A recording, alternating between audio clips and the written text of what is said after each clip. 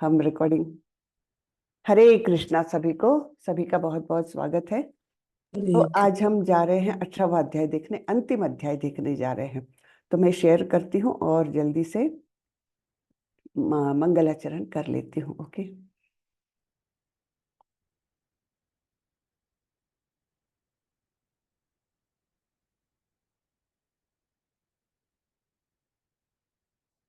ओम नमो भगवते वासुदेवाय। ओम नमो भगवते वासुदेवाय। ओम नमो भगवते वासुदेवाय। ओम अज्ञानतिमिरान्धस्य ज्ञानाञ्जनशलाकया चक्षुरुन्मीलितं येन तस्मै श्रीगुरवे नमः। श्रीचैतन्यमनोभीष्टं स्थापितं येन भूतले स्वयं रूपः कदा मह्यं ददाति स्वपदान्तिकं। वन्देऽहं श्रीगुरो श्रीयुतपदकमलं श्रीगुरुन् वैष्णवांश्च श्रीरूपं साग्रजातं सहगण रघुनाथान्वितं तं सजीवं साद्वैतं सावधूतं परिजनसहितं कृष्णचैतन्यदेवं श्रीराधाकृष्णपादान् सहगण ललिता श्रीविशाखान्वितांश्च। हे कृष्ण करुणा सिन्धु दीनबन्धु जगत्पते गोपेश गोपिका कान्त श्रीराधा कान्त नमोऽस्तुते। तप्त कांचन गौरांगी राधे वृंदावनेश्वरी वृषभानुसुते देवी प्रणमामि हरिप्रिये। नमो विष्णुपदाय कृष्णपृष्ठाय भूतले श्रीमते भक्तिवेदांत स्वामी इति नामिने। नमस्ते सारस्वती देवी गौरवाणी प्रचारिणे निर्विशेषाय शून्यवादी पाश्चात्य देशतारिणे। जय श्री कृष्ण चैतन्य प्रभो नित्यानंदा श्री अद्वैत गदाधर श्रीवासादि गौर भक्त वृंदा। हरे कृष्णा कृष्णा कृष्णा हरे हरे हरे रामा राम राम हरे हरे। हरे कृष्णा कृष्णा कृष्णा हरे हरे हरे रामा राम राम हरे हरे। हरे कृष्ण सभी को। हरे कृष्णा हरे कृष्ण हरे कृष्ण। हरे कृष्णा। तो आज के अध्याय का नाम है मोक्ष संन्यास योग, अर्थात संन्यास की सिद्धि क्या है, इसके बारे में भगवान बताने जा रहे हैं। तो जैसे हमने तीसरे अध्याय में भी देखा कि हर कार्य का भगवान ने तीन तीन विभागों में विश्लेषण किया हुआ है। यज्ञ कैसा है, तपस्या कैसी है ना, फिर खाना कैसा पसंद रहता है लोगों को, ये सारी बातें तीन तीन विभागों में, सतोगुण रजोगुण और तमोगुण, इसके प्रकार से आदमी के प्रवृत्ति के प्रकार से किस प्रकार अलग अलग रहता है, इसके बारे में हमने देखा। अभी इस अध्याय में भी तीन तीन में विश्लेषण भगवान अनेक चीजों का करने वाले हैं। बुद्धि, धृति, सुख, हाँ, अनेक चीजों का विश्लेषण यहाँ पर हम देखने वाले हैं। तो वो हम देखते हैं। मुझे एक इम्पॉर्टेंट अनाउंसमेंट ये करनी है, बाद में भी मैं करूँगी क्योंकि अभी हो सकता है कई लोग नहीं पहुँचे हो। तो कल से हमारा लेवल 2 चालू होने वाला है। अब लेवल 2 के लिए रजिस्ट्रेशन आपको करना है, उसके बाद में क्षमा माता जी अंत में पूरा डिटेल में आप लोगों को बता देगी। तो लेवल 2 में 2 ऑप्शंस आते हैं। तो मैं आपसे निवेदन करूंगी कि आप दोनों ऑप्शन सिलेक्ट करें। एक तो है प्री भक्ति शास्त्री का, यानी सब अध्ययन है उसमें। जैसे लेवल 2 में हम बहुत डिटेल में भगवत गीता को लेंगे, बहुत डिटेल में नहीं कहना चाहिए, लेकिन पूरा पूरा सारे श्लोक लेंगे उसका अनुवाद सहित, और फिर कुछ एक्सप्लेनेशन। ऐसे करते हुए हम पूरे 700 श्लोक हम कवर करने वाले हैं भगवत गीता के। लेवल 2 में, उसको कहते हैं प्री भक्ति शास्त्री, अर्थात उस मार्ग से जाएंगे आप भक्ति शास्त्री कोर्स तक पहुंच जाएंगे। ओके, भक्ति शास्त्री 5वें लेवल का कोर्स है। तो दूसरा, फिर तीसरा, चौथा, उसमें कुछ अलग सिखाए जाएंगे। तीसरे लेवल पर आपको ईशोपनिषद, उपदेशामृत और भक्ति रसामृत सिंधु, इन 3 किताबों का अध्ययन करना होगा। लेवल 4 में भी इसी प्रकार का है, प्रेजेंटेशंस वगैरह तैयार करने होंगे। और लेवल 5 भक्ति शास्त्री होता है। तो ये लेवल 2 जो इसको कहा जाता है, लेवल 2 प्री भक्ति शास्त्री। और दूसरा और एक कोर्स होता है, वो बड़ा ही सुंदर है, उसकी क्लासेस केवल संडे को होती है, उसको कहा जाता है सदाचार। तो सदाचार का कोर्स है, वो वैष्णव के आचरण कैसा होना चाहिए, और बहुत सारी बातें उसमें बताई जाएगी आपको। भगवान के अलग अलग अवतार, है ना, बहुत इंटरेस्टिंग होता है। वो सब बताया जाएगा, प्रार्थनाएं अलग अलग बताई जाएगी, और भी अनेक चीजें बताई जाएगी। तो वो तो केवल संडे को रहेगा दोपहर को। तो आप लोग वो दोनों भी कोर्सेज ज्वाइन कर लीजिए, ऐसा मेरा निवेदन है। सभी कोर्सेज यहाँ पर फ्री ऑफ कॉस्ट है। हाँ, तो आप लोग सभी लोग जरूर ज्वाइन करें दोनों भी कोर्सेज। वो कैसे करना है क्षमा माता जी बताएगी आप लोगों को अंत में। ठीक है, ठीक है ना क्षमा माता जी? ठीक है, चलिए। तो ये अध्याय 18 मोक्ष संन्यास योग, अर्थात संन्यास की सिद्धि, ये देखते हैं हम। अब यहाँ पर अर्जुन के प्रश्न से शुरुआत होता है। ये अध्याय थोड़ा बड़ा है, तो हो सकता है हमको थोड़ा समय ज्यादा लगे। अर्जुन उवाच संन्यासस्य महाबाहो तत्त्वमिच्छामि वेदितुं त्यागस्य च ऋषिकेश पृथक् केशिनिषूदन। अर्जुन ने कहा, हे महाबाहु, मैं त्याग का उद्देश्य जानने का इच्छुक हूँ, और हे केशी निषूदन, हे ऋषिकेश, मैं त्यागमय जीवन अर्थात संन्यास आश्रम का भी उद्देश्य जानना चाहता हूँ। तो उद्देश्य जानने के इच्छुक है अर्जुन। कुछ कौन सी बातों के? त्याग, त्याग करने से क्या मिलता है, और त्यागमय जीवन अर्थात संन्यास आश्रम का भी क्या उद्देश्य है, ये भी अर्जुन जानना चाह रहे हैं। 2 बातें हैं, है ना, त्याग और संन्यास, इन दोनों चीजों का गंतव्य क्या है, उद्देश्य क्या है, क्यों करते हैं ये सब, इसके बारे में जानना चाहते हैं। ठीक है, श्री भगवान उवाच काम्यानां कर्मणां न्यासं संन्यासं कवयो विदुः सर्वकर्म फल त्याग प्राहुस्त्यागम विचक्षणः। भगवान ने कहा, भौतिक इच्छा पर आधारित कर्मों के परित्याग को विद्वान लोग संन्यास, एक मिनट, संन्यास कहते हैं, और समस्त कर्मों के फल त्याग को बुद्धिमान लोग त्याग कहते हैं। ठीक है, तो अंतर क्या बताए हैं? समस्त भौतिक इच्छाओं पर आधारित कर्मों के परित्याग को, भौतिक इच्छा यानी अपनी इंद्रिय तृप्ति की इच्छा पर आधारित सभी कर्मों को त्याग देना, उसको कहते हैं संन्यास। और कर्म फलों को त्याग देना, उसको कहते हैं त्याग। ठीक है, तो संन्यास और त्याग, इसके बारे में हमने जाना। 2 चीजें बताई हैं कि संन्यास यानी सभी भौतिक कर्मों को छोड़ देना, और त्याग यानी सभी कर्मों के कर्म फलों को छोड़ देना। ठीक है ना, सिंपल। ओके, आगे बढ़ते हैं। कुछ विद्वान घोषित करते हैं कि समस्त प्रकार के सकाम कर्मों को दोषपूर्ण समझकर त्याग देना चाहिए, किंतु अन्य विद्वान मानते हैं कि यज्ञ, दान और तपस्या के कर्मों को कभी नहीं त्यागना चाहिए।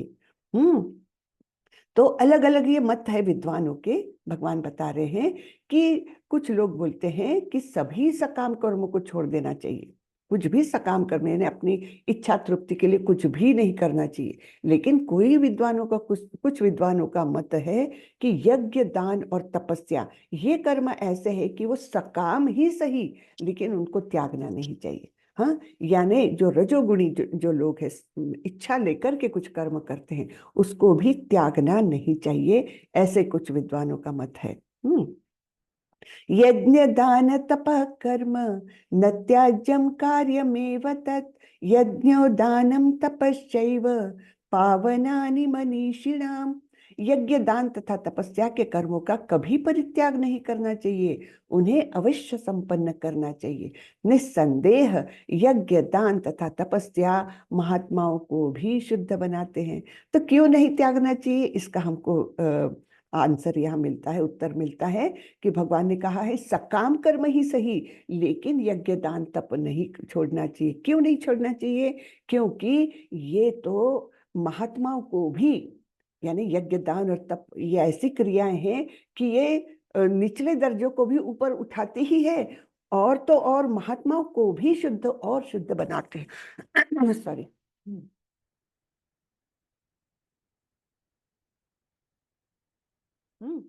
तो ये बताया गया है, इसलिए यज्ञ दान और तपस्या इन क्रियाओं का परित्याग कभी नहीं करना चाहिए। एतान्यपि तु कर्माणि संगम त्यक्त्वा फलानि च कर्तव्यानीति मे पार्थ निश्चितम मतमुत्तमम। इन सारे कार्यों को किसी प्रकार की आसक्ति या फल के आशा के बिना संपन्न करना चाहिए। यानी ये सतोगुण की बात हुई है ना। यानी यद्यपि वो सकाम कर्म से प्रेरित है, लेकिन फिर भी उसका कोशिश तो करना ही चाहिए कि आसक्ति या फल की आशा के बिना संपन्न किया जाए। ठीक है, ये हमने करना चाहिए। हे प्रथापुत्र, इन्हें कर्तव्य मानकर संपन्न किया जाना चाहिए, यही मेरा अंतिम मत है।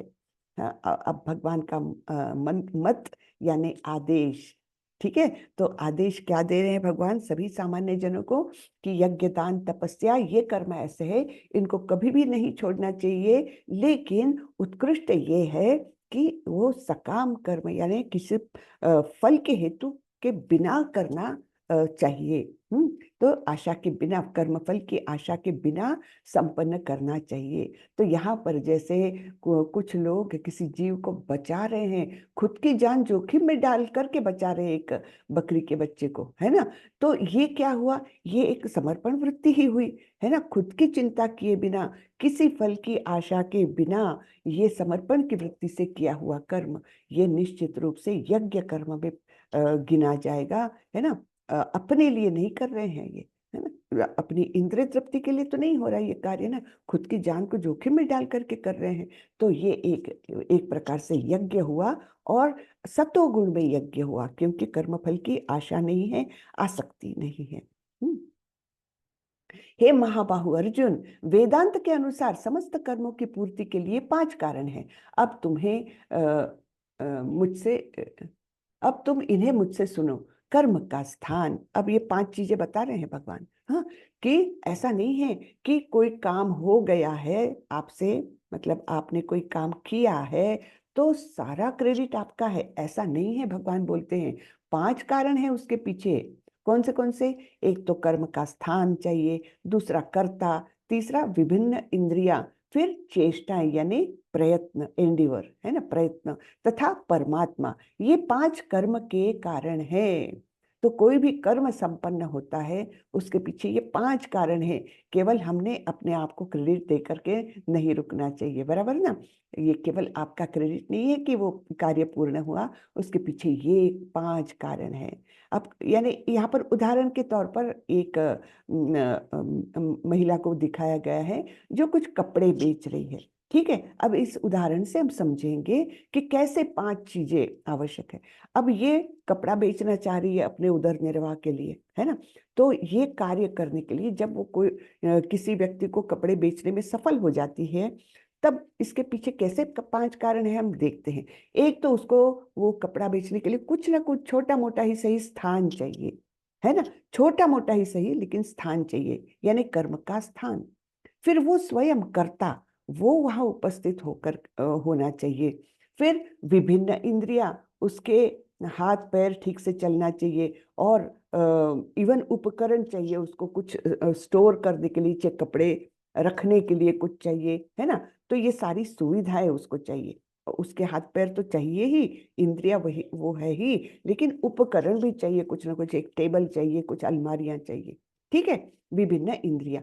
फिर चेष्टाएं, उसको बार बार प्रयत्न करना पड़ेगा। ऐसा तो नहीं होगा कि वो पहला ही कपड़ा दिखा दे और ग्राहक ले जाए, ऐसा नहीं होता। तो ग्राहक बोलेगा नहीं नहीं ये ज्यादा ये अच्छा नहीं लग रहा, मुझे दूसरा कोई दिखाइए। फिर उसने वो प्रयत्न करेगी, हाँ हाँ आप ये देख लीजिए, अच्छा ये भी पसंद नहीं, ये देख लीजिए, ये अच्छा है। ऐसा करके उसको बार बार प्रयत्न करना पड़ेगा। तो ये चेष्टाएं। और परमात्मा, उसके बाद भी उस व्यक्ति के मन में इच्छा उत्पन्न होनी चाहिए कि हाँ मैं ये कपड़ा ले लूं। वो इच्छा कौन उत्पन्न करेगा? परमात्मा, है ना। तो परमात्मा ये जब सोचेंगे हाँ इस महिला के प्रयत्नों को मैं सफल बना देता हूँ, तब वो सामने वाले के हृदय में परमात्मा, मतलब खुद ही है, परमात्मा ही है। तो वो परमात्मा जो दूसरे व्यक्ति के हृदय में है, वो उसको इच्छा प्रकट करेंगे, वो उसको इच्छा दिलवाएंगे कि हाँ चलो खरीद लेते हैं। तो इस प्रकार से ये 5 चीजें हैं। तब कहीं जाकर के उस वो महिला सक्सेसफुल हो जाएगी कपड़ा बेचने में। बराबर है ना। तो 5 चीजों को हमने देखा। इसलिए केवल हमारे हम ही नहीं है मतलब सम्मान के अधिकारी कि मैंने ये कर्म संपन्न किया, बिल्कुल नहीं। उसके पीछे 5 कारण हैं। सबसे इंपॉर्टेंट है परमात्मा। जब परमात्मा उस सामने के व्यक्ति के हृदय से उसको आदेश देंगे कि हाँ खरीद लो, ये कार्य कर लो, तब कहीं जाकर के वो कार्य संपन्न होता है। अब हमारे भक्त लोग कई लोगों के पास जाते हैं डोनेशन के लिए, है ना। मंदिर चलाना है, मंदिर बनाना है, इतनी सारी उत्सव मनाना है, तो धन की तो आवश्यकता पड़ती ही है। डोनेशन के लिए किसी के पास जाते हैं, तब केवल भगवान को ये बोलते हैं आप उनके हृदय में इच्छा उत्पन्न करो, है ना। और अगर नहीं हुई, ठीक है, जाते हैं, कोशिश करते हैं, सामने वाले ने दिया तो निश्चित रूप से उस वो परमात्मा ने उनके हृदय से उनको आदेश दिया। और नहीं दिया तो ठीक है, परमात्मा स्वीकार नहीं कर रहे मेरी प्रार्थना। तो उसमें निराश भी नहीं होते हैं भक्त लोग, क्योंकि ये कल्पनाएं सारी उनके अर्थात संकल्पनाएं ये सब स्पष्ट रहती है उनके मन में। ये नहीं कि वो निराश हो जाएंगे या उस आदमी को कुछ उसके बारे में कुछ मन में खराब विचार रहेगा, नहीं। ये तो परमात्मा उनके हृदय में स्थित है, वो उनको आदेश देंगे तब वो होगा, है ना। तो उनके हृदय में जब डोनेशन का कार्य हो रहा है, तब भी तो वो ये परमात्मा जब 5 कारण उनके भी तो हृदय में होने चाहिए ना, तो 5 कारण वहां पर भी संपन्न होने चाहिए, तब कहीं जाकर वो डोनेशन देने का कार्य करेंगे। और इन्होंने तो अपनी सब चेष्टाएं की, प्रयत्न किया, और वहां गए, कर्म का स्थान सब कुछ है, और इस प्रकार से वो डोनेशन देने की प्रक्रिया पूरी हो जाएगी। बराबर ना। तो ये हम हर जगह पर लगा सकते हैं ये फॉर्मूला कि अच्छा मैं ये काम कर रहा हूं, तो ये 5 कौन से कारण हैं। आप अपना ही एनालिसिस कर सकते, खाना बना रहे हैं सपोज, वहां पर ये 5 चीजें कैसी है, ये 5 कारण कैसे काम कर रहे हैं।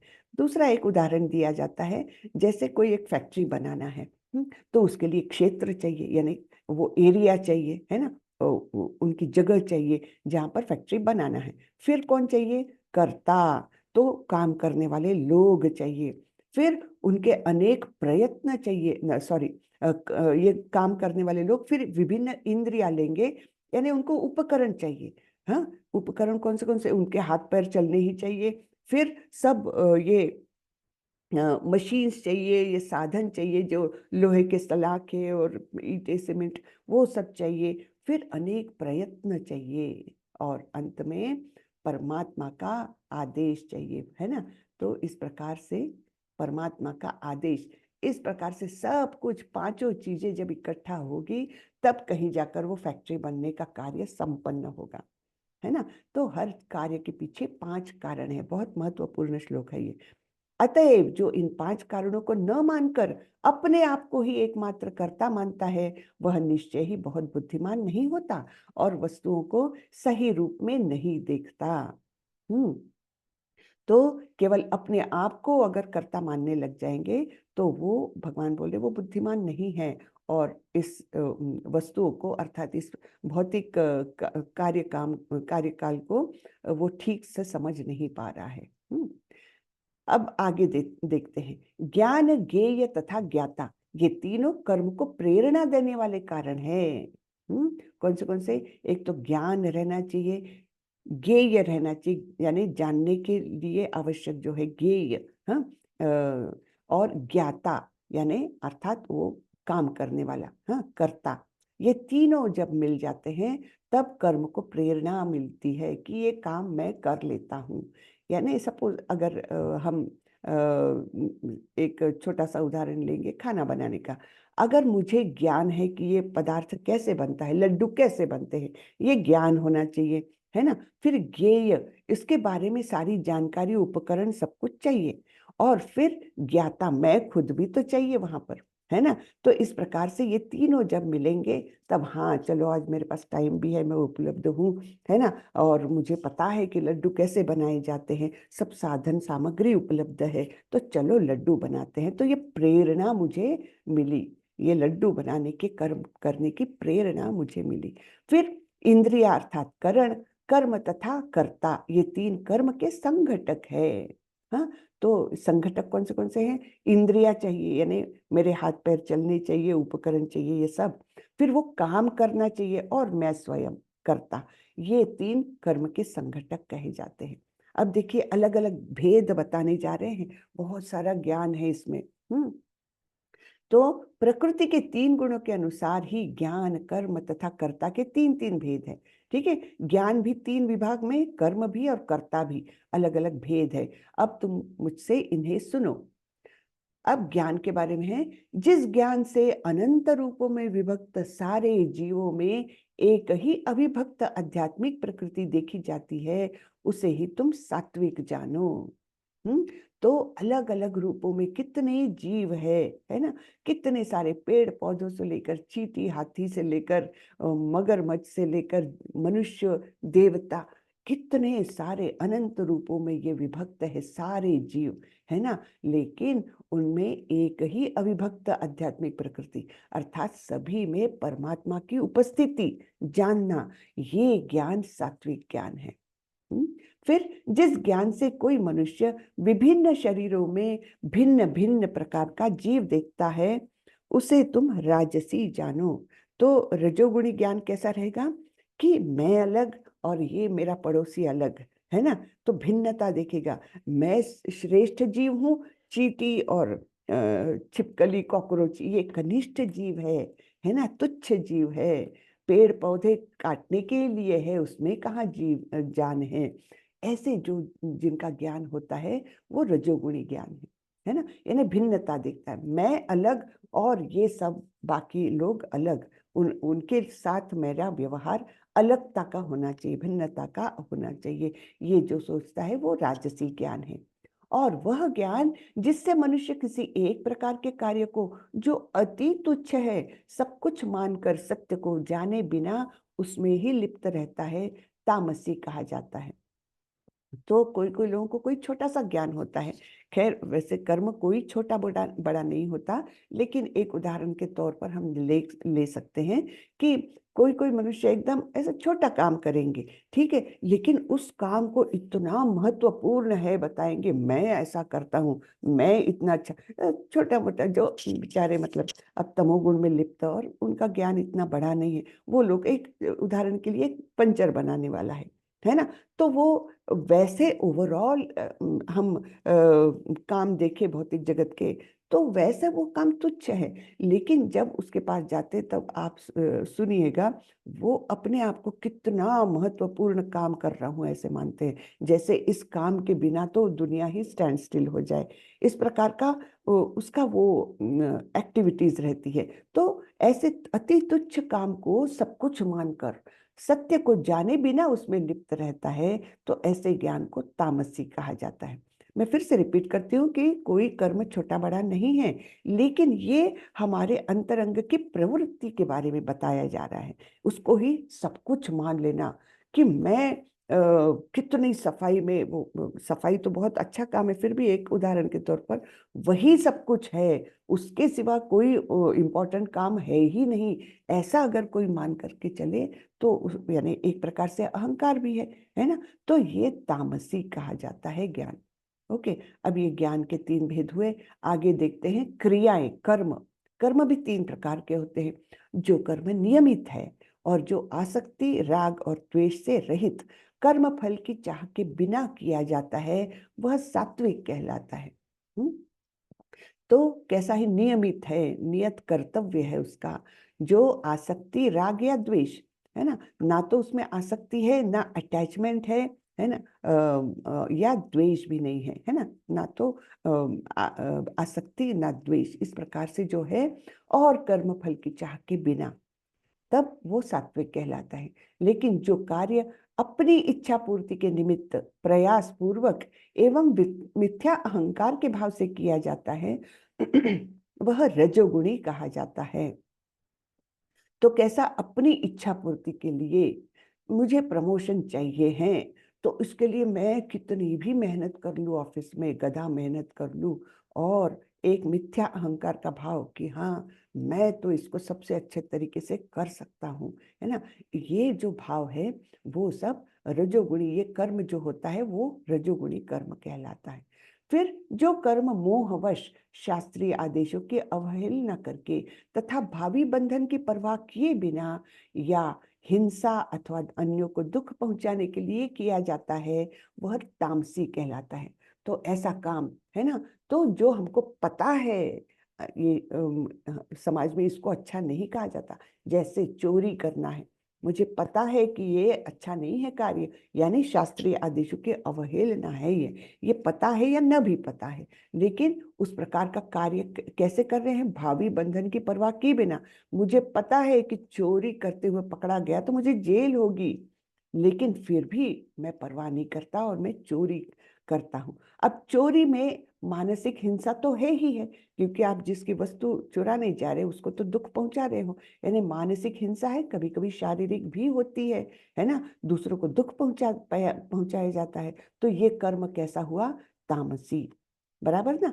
तो तामसी कर्म इसको कहा जाता है जो मोहवश किया जाता है, हाँ, मोह से भ्रमित होकर के किया जाता है, शास्त्रीय आदेशों की अवहेलना करके, और क्या होगा आगे जाकर के, किस प्रकार से मैं बंधन में पड़ जाऊंगा, ये सोचे बिना इस प्रकार का कर्म तामसी कहा जाता है।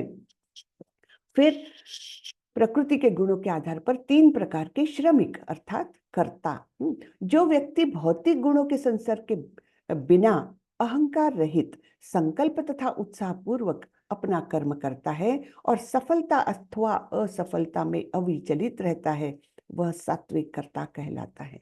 हाँ, तो क्या है, भौतिक गुणों के संसर्ग के बिना, हाँ, यद्यपि ये सतोगुण का संसर्ग है, लेकिन बाकी जो रजोगुण तमोगुण इसका संसर्ग नहीं है, और अहंकार रहित होकर के वो कर रहा है कि मैं अच्छे से करूंगा, मेरा काम है ये, है ना। फिर संकल्प तथा उत्साह पूर्वक कि मैं निश्चित रूप से ये कार्य करूंगा, मुझे अगर ये मंदिर का ये फेस्टिवल अच्छे से मनाने की जिम्मेदारी है, तो मैं मेरे पूरे प्रयत्न करूंगा। हाँ, उससे क्या मिलने वाला है, फल क्या मिलने वाला है, उसके परिणाम के असफल होऊंगा कि सफल होऊंगा, इसके सोच के बिना मैं संकल्प पूर्वक कोई कार्य करता हूँ कि ये मुझे जन्माष्टमी बहुत सुंदर तरीके से मनानी है, जिससे भगवान भी प्रसन्न हो जाए और भगवान के भक्त भी प्रसन्न हो जाए। तो ये संकल्प और उत्साह रख करके अगर अविचलित भाव से ये कर्म संपन्न करता हूं मैं, तो मैं सात्विक करता हूँ, ठीक है ना। लेकिन वह कार्यकर्ता जो अपने श्रम के फल से जुड़ा हुआ है, और जो जोश से उनका आनंद लेना चाहता है, जो लालची, ईर्ष्यालु और अपवित्र है, और खुशी और संकट से आगे बढ़ता है, जोश की प्रवृत्ति में एक कार्य करता है, यानी ये रजोगुण का कर्म कर्ता कैसा है, तो एक तो मैं इतना परिश्रम कर रहा हूं तो मुझे फल मिलना ही चाहिए, है ना, श्रम के फल से जुड़ा हुआ है सारी आसक्ति, और वो जब फल मिलेगा तब मैं उसका कितना अच्छे से उपयोग करूंगा, मैं तो इतना बड़ा बॉस हो जाऊंगा, मुझे इतनी फैसिलिटीज मिलेगी, इतना एडिशनल पैसा मिलेगा, उसका मैं बहुत अच्छे से उपभोग करूंगा। फिर जो लालची है, ईर्ष्यालु है ना, अगर दूसरे को मिल गया ये, तो फिर बहुत ईर्ष्या होगी उसको कि मुझे छोड़ करके वो व्यक्ति को प्रमोशन मिला, तो फिर मुझे, मेरे मन में बहुत ज्यादा ईर्ष्या उत्पन्न हो जाएगी, ये रजोगुणी है। और अपवित्र है, अपवित्र यानी क्या, कि ये कार्य में योग्य मार्ग का अवलंबन कर रहा हूँ, शास्त्रीय आदेशों का पालन करके कर रहा हूँ या नहीं, इसके बारे में वो नहीं सोचता, ये न केन प्रकारेण, बस कैसे भी करके मुझे प्रमोशन मिलना है, उसमें फिर योग्य मार्ग अयोग्य मार्ग वो सोचेगा नहीं, और खुशी और संकट से आगे बढ़ता है। बहुत उसको मतलब आनंद, एक प्रकार का उसको खुशी होती रहती है कि हाँ अब मैं ये प्राप्त करने जा रहा हूँ, है ना। तो इस प्रकार से वो आगे बढ़ता है, तो ये रजोगुणी है। फिर जो कर्ता सदा शास्त्रों के आदेशों के विरुद्ध कार्य करता रहता है, जो भौतिकवादी, हठी, कपटी और अन्यों का अपमान करने में पटु है, और जो आलसी, सदैव खिन्न तथा काम करने में दीर्घ सूत्री है, वह तमोगुणी कहलाता है। तो ऐसा करता कैसा दीर्घ सूत्री यानी क्या, कि आज का काम कल पर टालो, कल का काम परसों पर टालो, टालते जाता है, दीर्घ सूत्री, कभी कभी हो जाएगा वो काम। हाँ, तो ऐसा सदा शास्त्रों के आदेशों के विरुद्ध, और भौतिकवादी के, यानी मुझे बस अभी चोरी करके भी पैसा लेना है और फिर नशा करना है, इस प्रकार का भौतिकवादी। हठी है, कपटी है, और तो और अन्यों का अपमान करने में पटु है। ऐसे लोग मुंह के एकदम खराब होते हैं, क्योंकि अपशब्द बोलते हैं, है ना। तो ये अन्यों का अपमान करने में पटु होते हैं, और आलसी रहते हैं, क्योंकि उनको लगता है बस एक बार चोरी वोरी कर लो फिर पड़े रहेंगे, है ना। आलसी। फिर सदैव खिन्न, क्योंकि उनको खुशी मिलती ही नहीं है एक्चुअली। हाँ, तो खिन्न क्यों रहते हैं, चिंताओं से ग्रस्त रहेंगे वो। और काम करने में दीर्घ सूत्री, यानी आज का काम कल पर टालने वाले, ऐसे कर्ता तामसी कहलाते हैं। फिर प्रकृति के तीनों गुणों के आधार पर तीन प्रकार के निर्धारण, यानी धृति, हाँ, तो यानी डिटर्मिनेशन जिसको कहते हैं। हे पार्थ, वह निश्चय जो अटूट है, जो योग साधना द्वारा निरंतरता के साथ है, और इस प्रकार मन, जीवन और इंद्रियों के कार्यों को नियंत्रित करता है, सात्विक तरीके में है। यहाँ पर प्रभुपाद जी का उदाहरण दिया है कि वे बहुत प्रवास करते थे, वे एक देश से दूसरे देश, दूसरे देश से तीसरे देश। तो उनका ये निश्चय था कि चाहे वो यहाँ से अमेरिका क्यों ना पहुंच जाए, एकदम इतना अंतर है टाइम लैग में, लेकिन उन्होंने जब तय किया है कि मुझे सवेरे 6 बजे ये कार्य करना है ना, तो दूसरे देश में भी जाकर सवेरे 6 बजे वही कार्य करेंगे। ठीक है ना। यानी उनका टाइम के साथ वो अपना शेड्यूल पूरा लिंक रखते थे, कि यहाँ से गए, वहां पर शाम को मतलब कुछ समय के अंतराल में वहां का घड़ी में बजा रहे हैं 12, लेकिन अपने बॉडी क्लॉक बता रहे हैं नहीं नहीं अभी तो रात के 3 बजे हुए हैं, लेकिन वो वहां के 12 बजे उनको जो कर्म करना चाहिए वही करते थे, अथक। आप सोचिए, नहीं तो हम लोग जाते हैं देश विदेश में, जेट लैग में तो 1-2 दिन तो वैसे ही निकल जाते हैं। यहाँ से अमेरिका जाओ तो जेट लैग में ही 2 दिन बर्बाद हो जाते हैं। प्रभुपाद जी का ऐसा नहीं था। तो कितना निश्चय उनका अटूट था कि ये समय में मुझे ये कार्य करना है तो करना ही है, चाहे मैं कोई भी देश में रहूं। हाँ, उसमें कोई ब्रेक वगैरह लेने का सोचते भी नहीं थे। तो ये है अटूट निश्चय, जो योग साधना द्वारा निरंतरता के साथ है, उसमें खंड नहीं होता, चाहे टाइम लैग हो जाए, चाहे कुछ भी हो जाए, है ना। तो निरंतर ऐसा करते हैं, और इस प्रकार मन, जीवन और इंद्रियों के कार्यों को नियंत्रित करते हैं। तो सारे इंद्रियों के कार्य कितने नियंत्रित रहेंगे कि घड़ी के साथ, जो मुझे रात को 10 बजे अगर मुझे डिक्टेशन देने बैठना है तो बैठना ही प्रभुपाद जी का था वैसा, है ना। रात को जो चालू होता था उनका डिक्टाफोन में बुक्स वो डिक्टेट करते जाते थे, और फिर दूसरे दिन भक्त उसको टाइप करते थे। तो रात भर का ये प्रोग्राम चलता था, केवल 2 घंटा सोते थे। आप इमेजिन करिए 2 घंटा नींद में क्या होता है। हाँ, हमारे तो दूसरे दिन दिमाग काम करना बंद हो जाएगा, लेकिन सालों साल प्रभुपाद जी केवल 2 घंटा सोते थे, और पूरा निरंतरता के साथ उनका काम चलता था। ये समय में मुझे ये करना है तो बस करना ही है, निश्चित रूप से। तो इस प्रकार से इंद्रियों के कार्यों पर पूर्ण नियंत्रण, ऐसा ये कार्य सात्विक, ये धृति यानी ये निश्चय जो है वो सात्विक निश्चय कहा जाता है। लेकिन हे अर्जुन, जिस धृति अर्थात निश्चय से मनुष्य धर्म, अर्थ तथा काम के फलों में लिप्त बना रहता है, वह राजसी है। तो ये जो 4 पुरुषार्थ बताए गए हैं वेदों में, धर्म, अर्थ, काम, मोक्ष, वो किसके लिए है? वो भौतिक जगत में ही कार्य करने हैं, धीरे धीरे उन्नति करने के लिए है। लेकिन होता क्या है, लोग धर्म अर्थ और काम में ही लिप्त हो जाते हैं। चौथा पुरुषार्थ एक तो भूल ही जाते हैं, मोक्ष।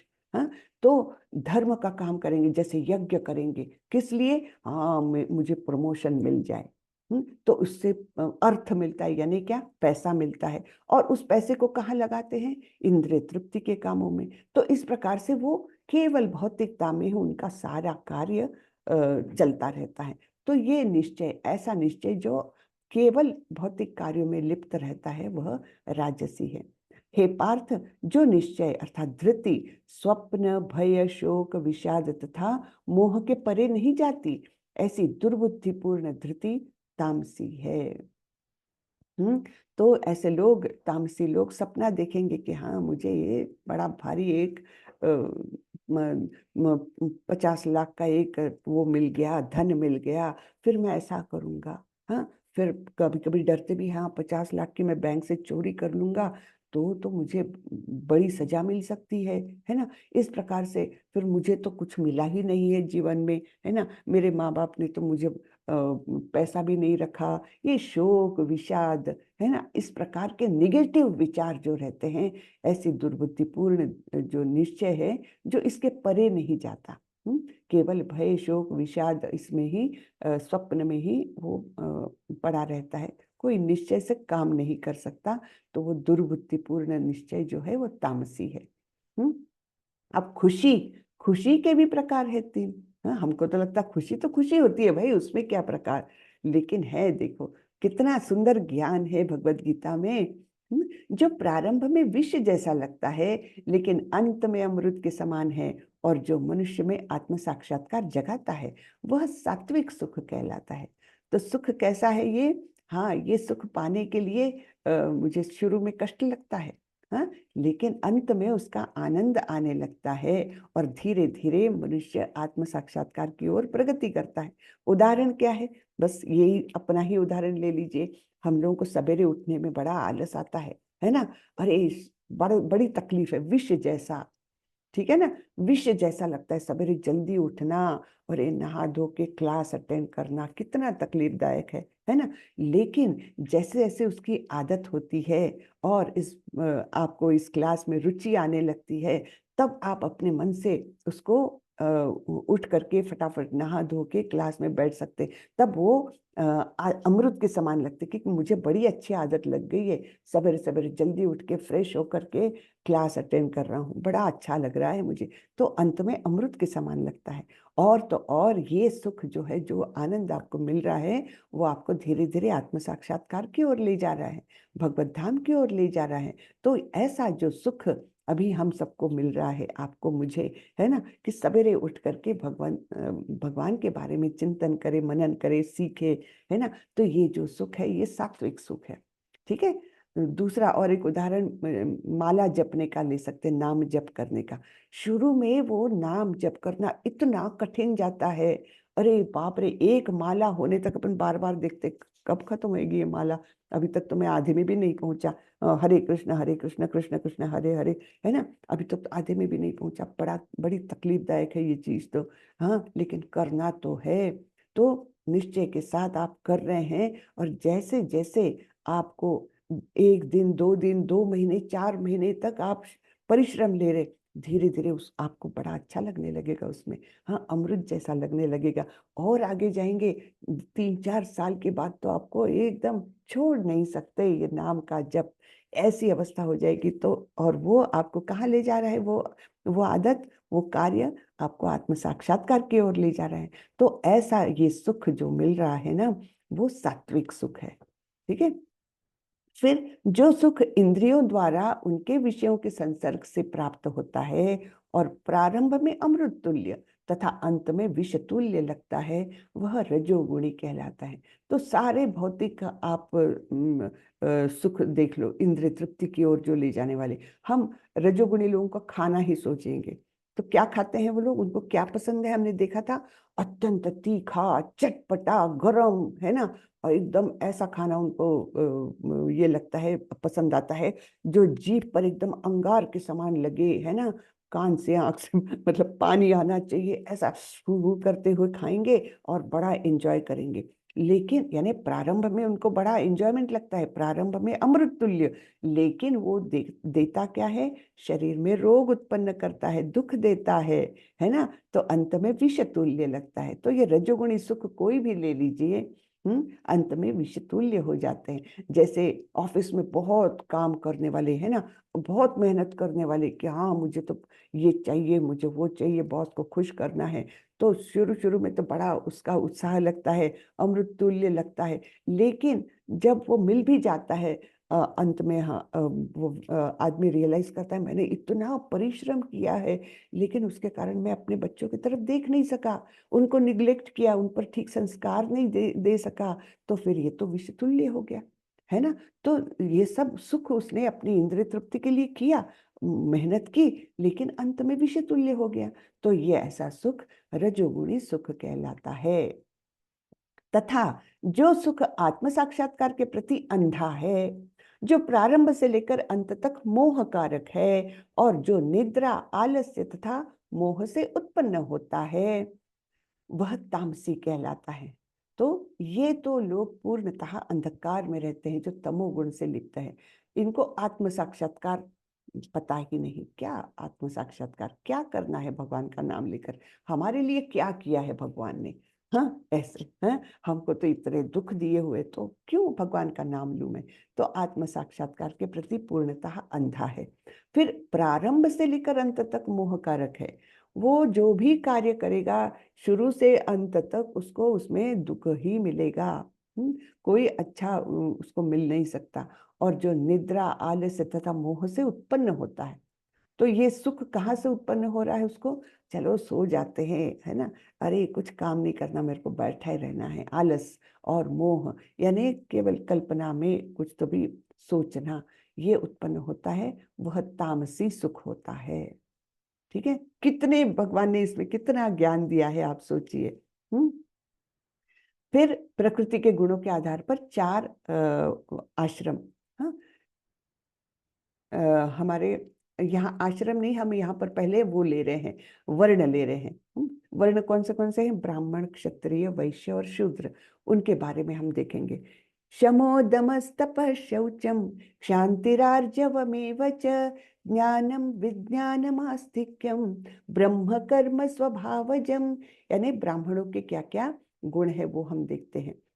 शांति प्रियता, आत्म संयम, तपस्या, पवित्रता, सहिष्णुता, सत्यनिष्ठा, ज्ञान, विज्ञान तथा धार्मिकता, ये सारे स्वाभाविक गुण हैं जिनके द्वारा ब्राह्मण कर्म करते हैं।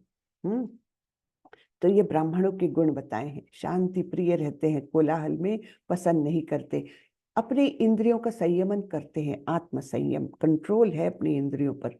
हाँ, ये नहीं कि जो दिखा वो खा लिया, या फिर पिक्चर लगी है तो अरे मेरे को इतना महत्वपूर्ण काम है, लेकिन चलो आज पिक्चर ही देख लेते, मूवी देख लेते, ये नहीं, मन पर पूर्णतः कंट्रोल है। तपस्या, है ना, कोई जैसे एक सवेरे 3 बजे उठने का नियम कर लिया है और उस समय उठ करके नाम भगवान का नाम लेना है, तो ये एक प्रकार की तपस्या हुई, छोटी ही सही, लेकिन नियमित रूप से उसी समय पर करना, ये भी एक तपस्या है। तो ये निश्चय भी रहना, ये ब्राह्मण का ही वो हो सकता है, स्वभाव हो सकता है। पवित्रता, शरीर से मन से पवित्र। सहिष्णुता यानी टॉलरेंट, जिसकी सहन शक्ति बहुत होती है। लोग कुछ बोलते हैं, कुछ गलत प्रतिक्रियाएं देते हैं कोई कोई उसके काम की, लेकिन वो टॉलरेंट है। यथा तरोर मूल निषेचनेन, नहीं वो वाला, तृणादपि सुनीचेन तरोरपि सहिष्णु। हाँ, तो वहां पर चैतन्य महाप्रभु ने वर्णन किया है कि भक्त को कैसा होना चाहिए।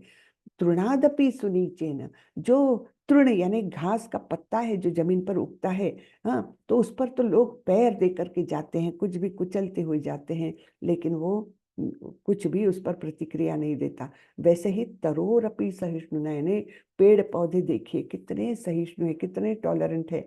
लोग उसके पत्ते तोड़ते हैं, डाले शाखाएं तोड़ते हैं, इतना कष्ट पहुंचाते हैं, है ना। तो लेकिन फिर भी वो सहिष्णु टॉलरेंट बना रहता है। तो वही सहिष्णुता ब्राह्मण में भी होनी चाहिए। फिर सत्यनिष्ठा, हाँ, जो सत्य है उसी का उसी को बोलेंगे, उसी का मार्ग अवलंबन करेंगे। ज्ञान विज्ञान तथा धार्मिकता, उनको वैदिक ज्ञान होगा, शास्त्रों का ज्ञान होगा और उसका आचरण करेंगे। विज्ञान यानी एक्सपीरियंस, हाँ। तो ये उसका अवलंबन करेंगे। और धार्मिकता है ना, तो धर्म शास्त्रों का अवलंबन, ये सारे स्वाभाविक गुण हैं जिनके द्वारा ब्राह्मण कर्म करते हैं। फिर शौर्यम तेजो धृतिर्दाक्ष्यम युद्धे चाप्य पलायनम दानम ईश्वर भावश्च क्षात्रम कर्म स्वभावजम। वीरता, शक्ति, संकल्प, दक्षता, युद्ध में धैर्य, उदारता तथा नेतृत्व, ये क्षत्रियों के स्वाभाविक गुण हैं। तो वीर रहेंगे, वो शक्ति संपन्न रहेंगे, संकल्प निश्चय करने पर वो काम जरूर पूरा करेंगे। दक्षता यानी सावधान, अपने जीवन में हमेशा सावधान सावधान रहेंगे वो। फिर युद्ध में धैर्य, युद्ध में कभी कभी सफलता मिलती है, कभी असफलता मिलती है, लेकिन फिर भी धैर्य न खोना, ये क्षत्रियों का गुण है। उदारता तथा नेतृत्व, हाँ, तो लोगों के तकलीफ में देख करके ये उदारता पूर्वक दान धर्म में रहते हैं। और नेतृत्व, लोगों का नेतृत्व करते हैं, लोगों को मार्ग दर्शाते हैं, है ना।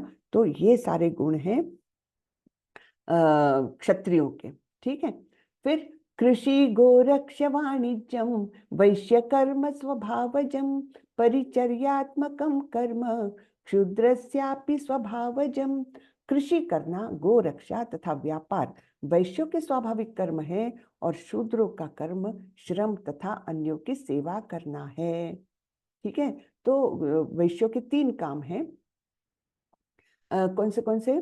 एक तो खेती करते हैं, फिर गायों का पालन करते हैं और व्यापार, हाँ, ये वैश्यों के स्वाभाविक कर्म है। और शूद्रों का कर्म केवल इन ऊपर के 3 वर्णों की सेवा करना है और श्रम करना है, ये एक ही है। ठीक है। तो इस प्रकार से अलग अलग वर्णों का ये बताए। अब ये स्वभाव है, जिस वृत्ति का जो रहेगा उसका कर्म वैसा रहना चाहिए, है ना। यतः प्रवृत्तिर्भूतानां येन सर्वमिदं ततं स्वकर्मणा तमर्भ्यच्य सिद्धिं विन्दन्ति मानवः। तो सिद्धि प्राप्त होती है अगर अपने अपने प्रवृत्ति के अनुसार कोई कार्य करे तो क्या बोलते हैं, जो सभी प्राणियों का उद्गम है और सर्वव्यापी है, उस भगवान की उपासना करके मनुष्य अपना कर्म करते हुए पूर्णता प्राप्त कर सकते हैं। तो यहाँ पर हमने 4थे अध्याय में देखा था, भगवान ने क्या बोला था, चातुर्वर्ण्यम मया सृष्टम गुणकर्म विभागशः तस्य कर्तारपि माम विद्धि कर्तारम अव्ययम। है ना, 4थे अध्याय में हमने सुना था कि किस प्रकार भगवान बोले हैं कि चारों वर्णों का निर्माता मैं ही हूँ। और वो वर्ण कैसे निश्चित होते हैं, गुण कर्म विभागशः, उस व्यक्ति के गुण और कर्मों के अनुसार वो व्यक्ति उस वर्ण का है ऐसा माना जाना चाहिए। ऐसे विभाग मैंने 4 किए हुए हैं, लेकिन मैं किसी भी विभाग में नहीं हूँ। भगवान तो कोई भी कार्य कर ले, है ना, वो किसी वर्ण में नहीं गिने जा सकते। जैसे भगवान को गाय पालन बहुत पसंद था, तो क्या वे वैश्य थे? नहीं, है ना। फिर वो उन्होंने तो युद्ध भी किया अनेक, तो क्या वे क्षत्रिय थे? नहीं। ब्राह्मण के भी कर्म के भगवत गीता बताई है, हाँ, इतना ज्ञान दिया है, तो क्या वे ब्राह्मण थे? नहीं। और शूद्र का भी काम किया है, जब सुदामा जी आए तो उनके चरण भी धोए उन्होंने, है ना, अर्जुन का सारथ्य किया उन्होंने, सेवा की, तो क्या वे शूद्र हो गए? नहीं। वो किसी भी वर्ण से लिप्त नहीं होते, किसी भी आश्रम से लिप्त नहीं होते, उनके सारे काम, सारी एक्टिविटीज उनकी दिव्य रहती है, इस भौतिकता से परे रहती है, बराबर ना। तो इसलिए भगवान बताते हैं कि यद्यपि मैंने चारों वर्णों का निर्माण किया है, फिर भी मैं उनसे अलिप्त हूँ, अकर्ता और अव्यय ऐसा मैं हूँ। तो यहाँ पर बताया गया है कि जो अपने अपने स्वभाव के अनुसार काम करता है, तो इस व्यक्ति का अगर स्वभाव है कि वो वृत्ति से ही ब्राह्मण है, तो उसने एकदम से क्षत्रिय का काम करना चालू कर दिया, तो वो योग्य नहीं है। उसने अपने स्वभाव के अनुसार ही कार्य करना चाहिए, और भगवान की प्राप्ति के लिए भी मतलब मानसिकता ऐसी होनी चाहिए कि अपना कार्य करते हुए भगवान की उपासना करना। तो ये काम अपना कर्म करते हुए पूर्णता प्राप्त कर सकता है, अर्थात भगवत धाम की ओर वो अग्रसर हो सकता है, अपना अपना स्वभाव के अनुसार कार्य करते हुए। ये नहीं कि मैं हाँ मेरा स्वभाव तो ब्राह्मण का है, लेकिन ना मुझे शूद्र का काम करने में बड़ा मजा आता है, मुझे सबकी सेवा करना अच्छा लगता है, तो मैं बाकी ब्राह्मण का, क्षत्रिय का, वैश्य का काम नहीं करूंगा, मैं केवल सेवा करूंगा, नौकरी करूंगा, है ना। तो आजकल के जमाने में तो हम सभी लोग नौकरी करते हैं, तो एक्चुअली इसमें कलयुग में मोस्टली सब लोग शूद्र ही है। हम सभी तो 99% जनता तो नौकरी करने में ही पलती है। कुछ लोग हैं जो बिजनेस चलाते हैं, तो वो वैश्य व्यापार करते हैं, हाँ। और कुछ लोग हैं जो नेता बनते हैं, नेतृत्व करते हैं। अब वो कैसे नेता है वो तो बात अलग, लेकिन उनका स्वभाव है नेतागिरी करने का, लोगों को लीड करने का, तो वो क्षत्रिय में आते हैं, ठीक है ना। तो इस प्रकार से हम देखते हैं कि आज के समाज में तो ब्राह्मण बहुत ही कम है और शूद्र सबसे ज्यादा है। तो ये हम देखते हैं। और भगवान क्या बोलते हैं, अपने अपने कर्म में मनुष्य मेरी उपासना करके, भगवान की उपासना करके पूर्णता प्राप्त कर सकता है। तो यद्यपि सपोज उदाहरण के लिए अगर मुझे पठन पाठन इसमें बहुत इंटरेस्ट है, यानी बेसिकली स्वभाव है ब्राह्मण का, लेकिन मैं सोचूं कि नहीं, मुझे ये ब्राह्मण का काम करके क्या पैसा मिलने वाला है, चलो मैं ट्रेडिंग करता हूँ, है ना।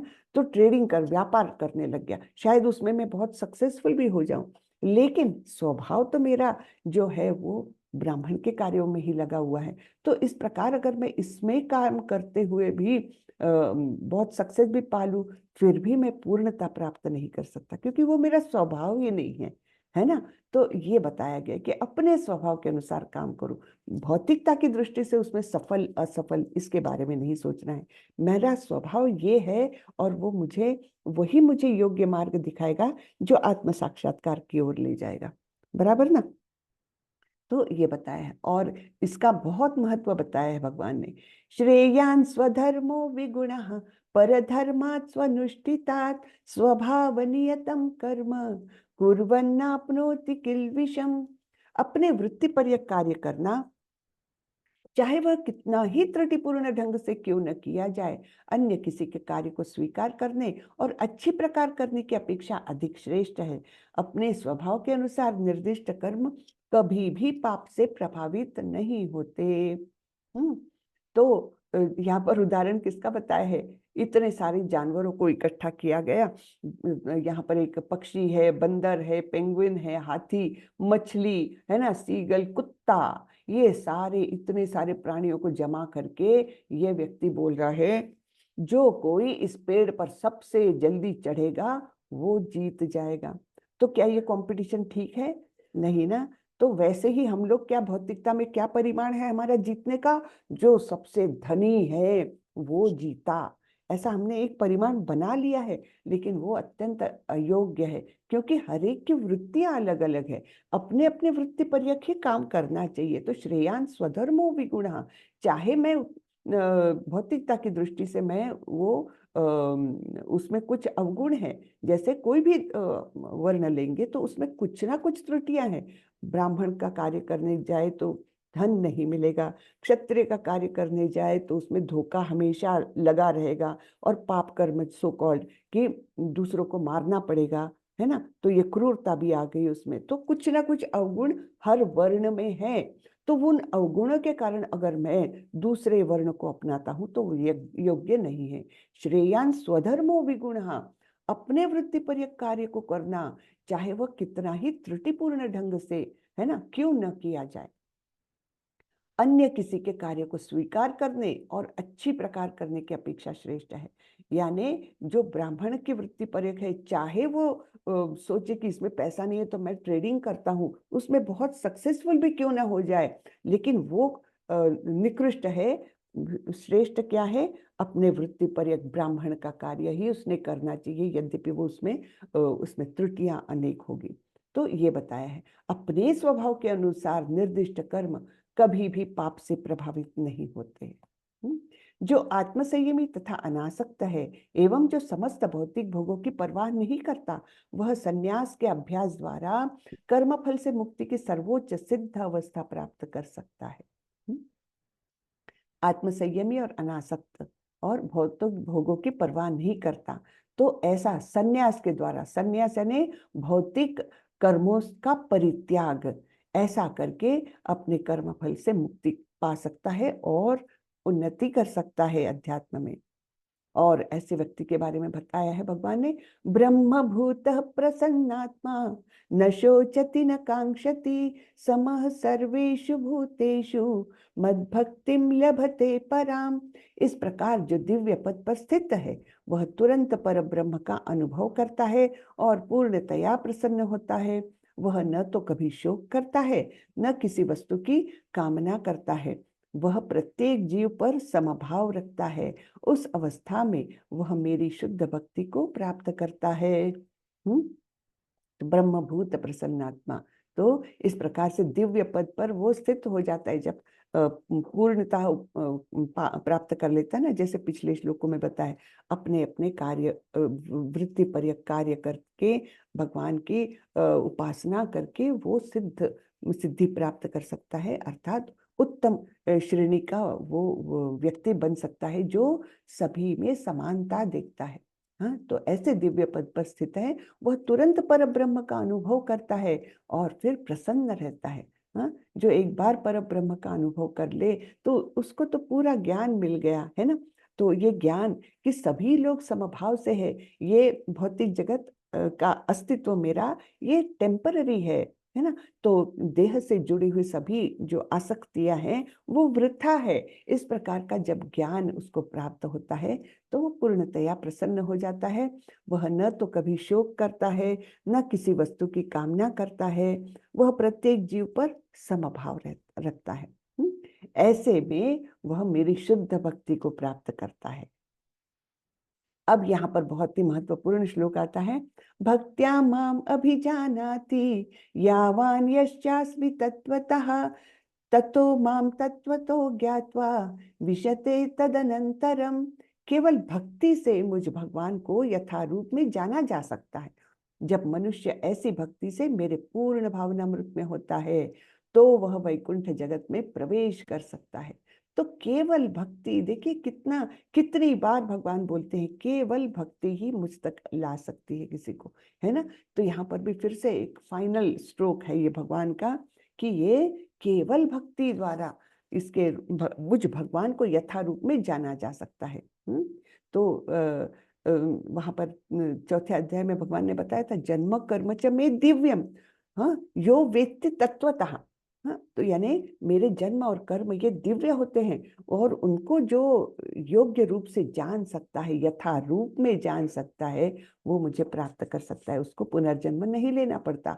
तो वही बात यहाँ पर भी है, केवल भक्ति से। भक्ति कब होगी? जब हम भगवान की सब एक्टिविटीज को जान सकेंगे। जन्म कर्म च मे दिव्यम एवं वो यो वेत्ति तत्वतः।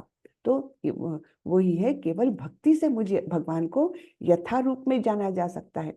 जब मनुष्य मेरी भक्ति से मेरे पूर्ण भावनामृत में होता है तो वह वैकुंठ जगत में प्रवेश कर सकता है। सर्वकर्माण्यपि सदा कुर्वाणो मद्व्यपाश्रयः मत्प्रसादात् अवाप्नोति शाश्वतं पदमव्ययम्। मेरा शुद्ध भक्त मेरे संरक्षण में समस्त प्रकार के कार्यों में संलग्न रहकर भी मेरी कृपा से नित्य तथा अविनाशी धाम को प्राप्त होता है। तो प्रभुपाद जी का उदाहरण है, हाँ, प्रभुपाद जी ऐसे जगह पर गए जहां पर कोई उनको पहचानता नहीं, कुछ नहीं, ना खीसे में पैसे, ना पर्याप्त कपड़े ठंड के लिए, कुछ भी नहीं। और फिर संरक्षण किसने किया है? शुद्ध भक्त थे वे, तो भगवान ने ऐसा संरक्षण दिया उनको, ऐसे शिष्य दिलाए उनको जो बिल्कुल लोएस्ट कैटेगरी से, मनुष्य योनि की लोएस्ट कैटेगरी से, हाँ, जो ड्रग में एडिक्ट रहते थे, सब कुछ बुराइयों में रहते थे, लेकिन अंदर तो सुप्त कृष्ण प्रेम था, उसको भगवान प्रभुपाद जी ने उजागर किया। और इस प्रकार से भगवान ने संरक्षण दिया है प्रभुपाद जी को, समस्त प्रकार के कार्यों में रहकर भी मेरी कृपा से नित्य तथा अविनाशी धाम को प्राप्त होता है ऐसा शुद्ध भक्त। तो निश्चित रूप से प्रभुपाद जी भगवान के धाम में है, उनके साथ है ना। मच्चित्तः सर्वदुर्गाणि मत्प्रसादात् तरिष्यसि अथ चेत्त्वम् अहंकारान् न श्रोष्यसि विनक्ष्यसि। यदि तुम मुझसे भावना भावित होंगे तो मेरी कृपा से तुम बद्ध जीवन के सारे अवरोधों को लांघ जाओगे। ये सबके लिए है, हाँ, ये भगवत गीता कोई केवल अर्जुन के लिए नहीं बता रहे भगवान, ये हम सभी के लिए तो बता रहे हैं। तो क्या बताते हैं? अगर तुम कोई भी व्यक्ति मुझसे भावना भावित हो जाएंगे, यानी मेरी शुद्ध भक्ति में तत्पर हो जाएंगे, तो मेरी कृपा से तुम बद्ध जीवन के सारे अवरोधों को लांघ जाओगे। बद्ध जीवन में तो कितने अवरोध है। सबसे बड़ा अवरोध ये है कि हम अलग अलग योनियों में जन्म लेते रहते हैं, मृत्यु होती रहती है, जन्म लेते रहते हैं, है ना। पुनरपि जननम पुनरपि मरणम पुनरपि जननी जठरे शयनम, है ना। ये ऐसा जीवन हमको मिला हुआ है, ये बद्ध जीवन का सबसे बड़ा अवरोध है। फिर बाकी तो ताप ही है ना, 3 ताप है ही, आध्यात्मिका, अधिभौतिका, अधिदैविका। इतने प्रकार के तकलीफें हैं हमारे जीवन में। तो भगवान बोलते हैं सारे अवरोधों को तुम लांघ जाओगे, लेकिन यदि तुम मिथ्या अहंकार वश ऐसी चेतना में कर्म नहीं करोगे, मिथ्या अहंकार वश यानी कि अपने आप को देह मान करके, फिर बस ये देह मिला है, जब तक है देह तब तक एंजॉय करो, और फिर मरना ही है ना, फिर आगे का किसने देखा है। बस ये ऐसे विचारों में रह करके तुम अगर मेरे भक्त नहीं बनोगे, मुझसे भावना भावित नहीं होगे, और मेरी जो ये बताई हुई बातें हैं, हाँ, ये नहीं सुनोगे, तो तुम विनष्ट हो जाओगे। ठीक है ना। तो अब भगवत गीता के माध्यम से हमको ये सब ज्ञान मिल रहा है, भगवान अर्जुन को वही बता रहे हैं, मैंने तुमको इतना सारा ज्ञान दिया है। अगर तुम इस प्रकार से मेरे भक्त बन गए तो तुम्हें जीवन में कोई कठिनाई का सामना नहीं करना पड़ेगा। लेकिन अगर नहीं, मैं क्यों सुनूं आपकी बात, हाँ, मुझे मेरे मन का ही करना है, ऐसे अगर तुम मिथ्या अहंकार वश मेरी बात नहीं सुनोगे, तब फिर क्या होगा? तुम विनष्ट हो जाओगे, यानी बारंबार यही चक्र में पड़े रहोगे, धीरे धीरे धीरे अपने कर्मों के कारण अधम गति को जाओगे। ईश्वर सर्वभूतानां हृद्देशेऽर्जुन तिष्ठति भ्रामयन् सर्वभूतानि यंत्रारूढ़ानि मायया। हे अर्जुन, परमेश्वर प्रत्येक जीव के हृदय में स्थित है और भौतिक शक्ति से निर्मित यंत्र में सवार की भांति बैठे समस्त जीवों को अपनी माया से घुमा रहे हैं। तो ये भगवान की माया है, दैवी हेषा गुणमयी मम माया दुरत्यया। तो ये भौतिक प्रकृति भी भगवान की एक शक्ति ही है ना। और ये शक्ति द्वारा, भौतिक शक्ति द्वारा निर्मित ये देह है ना, तो ये क्या कर रहे हैं? भगवान प्रत्येक के हृदय में स्थित है, और फिर इस भौतिक माया में, मोह जाल में वो माया अपने को घुमा रही है, और हम उस यंत्र में सवार है, माया हमको घुमा रही है। ठीक है। तमेव शरणं गच्छं सर्वभावेन भारत तत्प्रसादात् परां शांतिम स्थानं प्राप्स्यसि शाश्वतम। हे भारत, सब प्रकार से उसी की शरण में जाओ, उसकी कृपा से तुम परम शांति को तथा परम नित्य धाम को प्राप्त करोगे। तो अर्जुन को फिर से बोल रहे हैं, अपने मिथ्या अहंकार में पड़कर मेरी बातें न सुनना, ऐसा कार्य न करो, तुम उसकी शरण में जाओ। किसकी? परमात्मा के शरण में जाओ और योग्य कार्य करो। इति ते ज्ञानमाख्यातं गुह्यात् गुह्यतरं मया विमृश्यैतदशेषेण यथेच्छसि तथा कुरु। इस प्रकार मैंने तुम्हें गुह्यतर ज्ञान बतला दिया, इस पर पूरी तरह से मनन करो और तब जो चाहे सो करो। तो ये गुह्यतर ज्ञान है। पहले हमने गुह्य ज्ञान देखा दूसरे तीसरे अध्याय में, क्या कि तुम शरीर नहीं आत्मा हो। फिर बीच में भक्ति योग में गुह्यतम ज्ञान बता दिया था, सबसे गुह्य। अभी गुह्यतर यानी ज्यादा गुह्य। कौन से? गुह्य, गुह्यतर, गुह्यतम। तो ये गुह्यतर ज्ञान बता रहे हैं कि इस पर तुम मनन करो अच्छे से और फिर जो चाहे सो करो। तो ये फ्रीडम भगवान हमेशा देते हैं हर जीव को कि तुम्हारी जो इच्छा है वैसे तुम करो, लेकिन हमने करना क्या चाहिए? जो भगवान की इच्छा है वैसे कार्य हमने करने चाहिए। जब हम अपनी आत्मेंद्रिय तृप्ति वांछा, हाँ, तारा नाम काम, और कृष्णेंद्रिय तृप्ति वांछा धरे प्रेम नाम, तो हमको क्या करना चाहिए? अपने मन की इच्छा की तृप्ति के लिए नहीं, कृष्ण के मन की इच्छा के लिए काम करना चाहिए। तो भगवान बता रहे हैं मैंने तो ज्ञान बता दिया, अब तुम पूरी तरह से इस पर मनन करो, सोचो इसके बारे में और फिर जो करना है करो। फ्रीडम है। हाँ, तो सभी जीवों को ये फ्रीडम दे रखी है भगवान ने।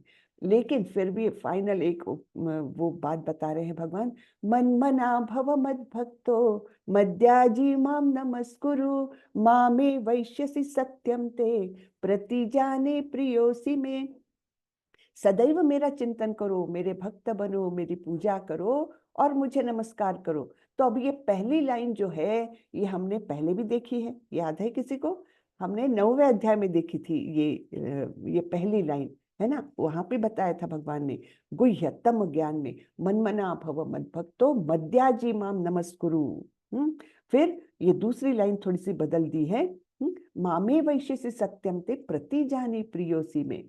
तो क्या बोल रहे हैं? इस प्रकार तुम निश्चित रूप से मेरे पास आओगे, मैं तुम्हें वचन देता हूं, क्योंकि तुम मेरे परम प्रिय मित्र हो। ठीक है। अब फाइनल एक और, सर्वधर्मान परित्यज्य मामेकं शरणं व्रज अहम त्वाम सर्व पापेभ्यो मोक्षयिष्यामि मा शुचः। समस्त प्रकार के धर्मों का परित्याग करो और मेरी शरण में आओ, मैं समस्त पापों से तुम्हारा उद्धार कर दूंगा, डरो मत। तो जो सो कॉल्ड धर्म है, अनेक धर्म होते हैं। हमारे शरीर का धर्म होता है, हमारे परिवार का धर्म होता है, हमारे समाज का धर्म होता है ना। तो सबसे पहले देह का धर्म हम कैसे शुरू करते हैं? मुझे मेरे देह का रक्षण करना चाहिए, इस देह को अच्छे से खाना पीना देना चाहिए, है ना? देह का धर्म, देह धर्म है ये। हाँ, फिर उससे बढ़कर फिर हम जब परिवार से मिलते हैं, परिवार से जुड़े रहते हैं, तब हम सोचते हैं चाहे मुझे कुछ भी हो जाए मैं मेरे परिवार का संरक्षण करूंगा, मेरे परिवार के लिए मैं मेहनत करूंगा, धन कमाऊंगा, है ना? परिवार का धर्म हो जाता है। समाज के लिए फिर होता है आगे बढ़ करके और एक्सपैंड होकर के, फिर देश के लिए देश धर्म, राष्ट्र धर्म, है ना? तो ये धर्म अनेक अनेक हो जाते हैं इस प्रकार से। तो क्या बोल रहे हैं भगवान? समस्त प्रकार के धर्मों का परित्याग करो और केवल मेरी शरण में आ जाओ। तब भगवान बोलते मैं समस्त पापों से तुम्हारा उद्धार कर दूंगा, डरो मत। ठीक है। अब क्या बोलते हैं भगवान? इदम ते ना तपस्काय ना भक्ताय कदाचन न च शश्रुष्वे वाचम न च माम योऽभ्यसूयति। यह गुह्य ज्ञान उनको कभी भी न बताया जाए जो न तो संयमी है, न एकनिष्ठ, न भक्ति में रत है, न ही उसे जो मुझसे द्वेष करता हो। तो ऐसे ही जाकर के किसी को भी ये भगवत गीता के बारे में हमने नहीं बोलना चाहिए, क्योंकि ये भगवान ने ही बोला है। उनको अगर हम ऐसा ज्ञान दे, अरे तुमने भगवत गीता नहीं पढ़ी, अरे उसमें तो भगवान ने ऐसे बताया है, ऐसी भक्ति करना चाहिए, ऐसे कर्म योग होता है, ऐसा ज्ञान योग होता है। हम अगर किसी अभक्त को ये सब बताने गए तो वो केवल उस भगवत गीता से और ईर्ष्या करने लगेगा, कृष्ण से और ईर्ष्या करने लगेगा और उससे पाप होंगे। क्यों नहीं बताते हम? क्योंकि उससे जो कर रहा है उससे भी अधिक पाप करने लग जाएगा वो, ये मुश्किल हो जाती है, इसलिए मत बताओ बोलते। लेकिन देखिए शुद्ध भक्त कितने उच्च तरीका का सोचते हैं। अब प्रभुपाद जी को भी ये मालूम था कि भगवान ने बताया है कि गुह्य ज्ञान उनको न बताए जो संयमी नहीं है, जो एकनिष्ठ नहीं है, जो भक्ति में नहीं है। प्रभुपाद जी को भी मालूम था, फिर भी इतने कृपालु रहते हैं ये वैष्णव लोग, शुद्ध भक्त लोग, कि फिर भी वो गए और इतने पतित आत्माओं का उन्होंने उद्धार किया। तो भगवान से भी ज्यादा दयालु ये वैष्णव शुद्ध भक्त लोग होते हैं, है ना। तो लेकिन ये हमारे लिए नहीं है, हम तो उस कैटेगरी के नहीं है प्रभुपाद के जितने कि हम जाकर के किसी को उपदेश दे सके, नहीं। लेकिन हाँ, जो सुनने के लिए इच्छुक है, जिसके मन में कृष्ण के प्रति कुछ तो आसक्ति बोलो, जिज्ञासा बोलो, थोड़ा सा प्रेम बोलो, ये थोड़ा सा ही सही है, तो उसको हमने जरूर बताना चाहिए। लेकिन जो भक्ति में नहीं है उनको नहीं बताना चाहिए, नहीं तो वो और ज्यादा पाप कर्म में आ सकते हैं। इसलिए य इदं परमं गुह्यं मद्भक्तेष्वभिधास्यति भक्तिं मयि परां कृत्वा मामे वैश्यत्य संशयः। जो व्यक्ति भक्तों को यह परम रहस्य बताता है वह शुद्ध भक्ति को प्राप्त करेगा और अंत में वह मेरे पास वापस आएगा। तो जो व्यक्ति जैसे आप लोग समझ जाइए, तो आपको ये प्रभुपाद जी दे रहे हैं ये ज्ञान, है ना। तो जो व्यक्ति यह परम रहस्य बताता है भक्तों को, तो आप लोग भी, हम लोग भी सब थोड़े से भक्त है, थोड़ी सी श्रद्धा है, थोड़ा सा प्रेम है कृष्ण के लिए, है ना। तभी तो आप और मैं सवेरे सवेरे यहाँ उपस्थित है। तो ऐसे हम जैसे व्यक्तियों को जो शुद्ध भक्ति को जो ये परम रहस्य बताता है, यानी हमको प्रभुपाद जी बता रहे हैं ये सब, है ना, तो वह शुद्ध भक्ति को प्राप्त करेगा। तो प्रभुपाद जी तो निश्चित रूप से है ही शुद्ध भक्त, और अंत में वह मेरे पास वापस आएगा। प्रभुपाद जी का गंतव्य भगवत धाम, निश्चित रूप से। फिर न च तस्मात् मनुष्येषु कश्चिन्मे प्रियकृत्तमः भविता न च मे तस्मात् अन्यः प्रियतरो भुवि। तो इस संसार में उसकी अपेक्षा, यानी जो ये भक्तों को ज्ञान देता है, उसकी अपेक्षा कोई अन्य सेवक न तो मुझे अधिक प्रिय है और न कभी होगा। तो जो इस प्रकार से भगवत भक्ति को बढ़ा रहा है, ये भगवत गीता का उपदेश लोगों में बांट रहा है, तो उससे ज्यादा प्रिय भगवान को कोई नहीं है। ये कितनी अच्छी बात है ना। अध्येष्यते च य इमं धर्मं संवादमावयोः ज्ञानयज्ञेन तेनाहम् इष्टस्यामिति मे मतिः। और मैं घोषित करता हूँ कि जो हमारे इस पवित्र संवाद का अध्ययन करता है वह अपनी बुद्धि से मेरी पूजा करता है। तो जो भी भगवत गीता का अध्ययन करता है तो वो बुद्धि से पूजा कर रहा है। तो अभी आप और मैं बैठ करके इसका अध्ययन करने का प्रयास कर ही रहे हैं ना, तो हम भी एक प्रकार से भगवान की बुद्धि से पूजा कर रहे हैं। तो कितनी अच्छी बात है ना। तो हम सभी लोग अभी बैठ करके ये 18 दिन जो किए हैं वो भगवान की पूजा ही की है हमने, सवेरे 6 से 7, आगे भी करेंगे लेवल 2 में। श्रद्धावान अनसूयश्च शृणुयादपि यो नरः सोपि मुक्तः शुभान् लोकान् प्राप्नुयात् पुण्य कर्मणाम।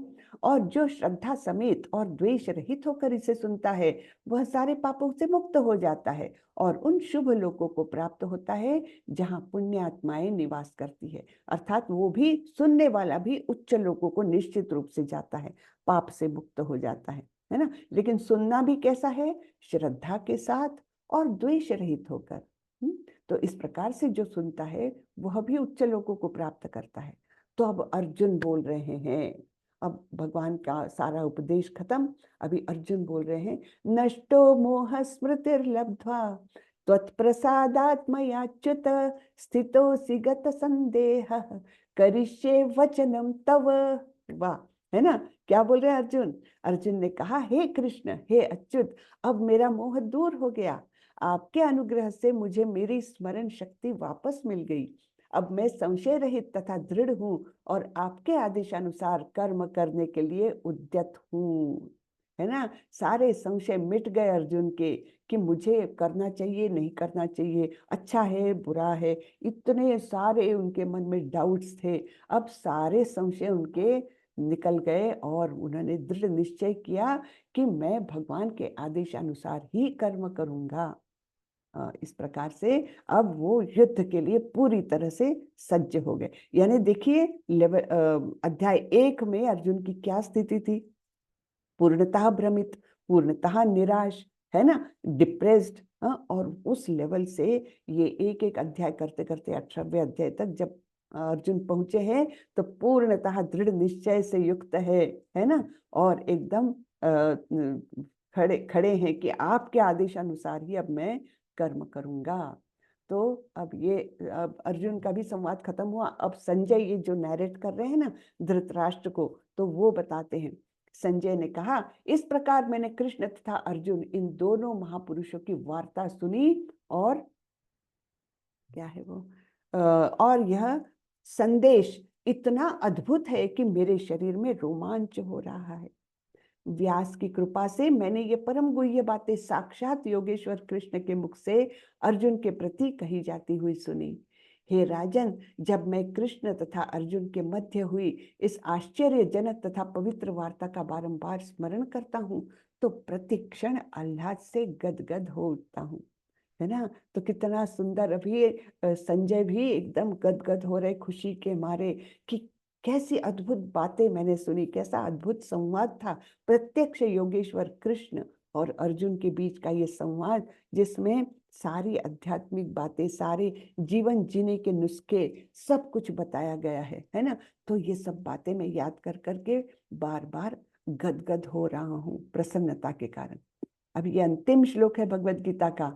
यत्र योगेश्वर कृष्णो यत्र पार्थो धनुर्धरः तत्र श्रीर्विजयो भूतिर् ध्रुवो नीतिर्मतिर्मम।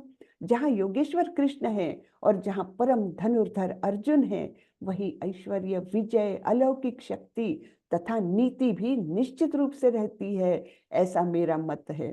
तो संजय ने ही यहाँ डिक्लेयर कर दिया धृतराष्ट्र के सामने कि विजय किनकी होनी है, जहाँ कृष्ण है, जो योगेश्वर है, सभी योगियों के ईश्वर, है ना।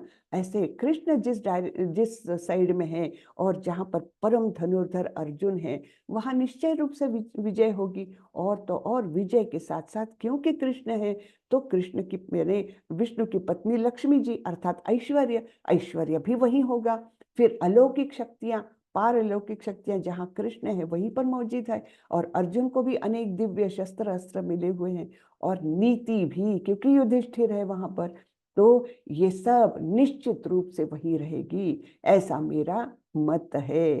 हाँ, तो चलिए हम प्रभुपाद जी के कुछ शब्द पढ़ते हैं। श्रीला प्रभुपाद की जय, जिनकी कृपा से हम ये इतना सुंदर ज्ञान प्राप्त कर रहे हैं, है ना। तो हमने कितना कृतज्ञ रहना चाहिए प्रभुपाद जी के लिए। हरे कृष्ण। तो जहाँ कृष्ण तथा अर्जुन उपस्थित है वहीं संपूर्ण श्री होगी। श्री यानी ऐश्वर्य। युद्ध को यह निर्णय करना था कि संसार पर शासन कौन करेगा। संजय ने भविष्यवाणी की कि सत्ता युधिष्ठिर के ही हाथों में जाएगी, क्योंकि वे न तो केवल पुण्यात्मा तथा पवित्रात्मा थे, अपितु वे कठोर नीतिवादी थे, है ना। तो जो संजय के आखिरी श्लोक में है, नीति भी वही रहेगी, तो वो युधिष्ठिर के बारे में। उन्होंने जीवन भर कभी असत्य भाषण नहीं किया था। भगवत गीता से हम यह समझ सकते हैं कि ज्ञान तथा ध्यान द्वारा अपनी अनुभूति एक विधि है, लेकिन कृष्ण की शरणागति सर्वोच्च सिद्धि है। हाँ, तो ज्ञान और ध्यान द्वारा हम क्या है, एक विधि है, वो एक मार्ग है वो, लेकिन सर्वोच्च कहाँ से मिलता है, भक्ति से। कृष्ण की शरणागति यानी भक्ति। यह भगवत गीता के उपदेशों का सार है। पूर्ण कृष्ण भावना भावित होकर भक्ति में कृष्ण की शरणागति गुह्यतम उपदेश है। सबसे गुह्य उपदेश, गोपनीय उपदेश क्या है, मनमना भव मद्भक्तो मध्याजी माम नमस्कुरु, ये शरणागति है ना। ये सबसे गुह्य ऐसा उपदेश है, सबसे गोपनीय, सबसे ज्यादा गोपनीय उपदेश है। यही 18वें अध्याय का सार है। भगवत गीता में 5 प्रमुख विषयों की व्याख्या की गई है। कौन से हैं? आप अगर बाहर जाओगे और बोलोगे मैंने 18 दिन का कोर्स किया भगवत गीता का, तो अच्छा, तो क्या पढ़ा आपने, क्या जानकारी हासिल की, तो कम से कम इतना तो बताना आना चाहिए। देखिए भगवत गीता में ये 5 विषय है। कौन से? भगवान, भौतिक प्रकृति, जीव, शाश्वत काल और सभी प्रकार के कर्म।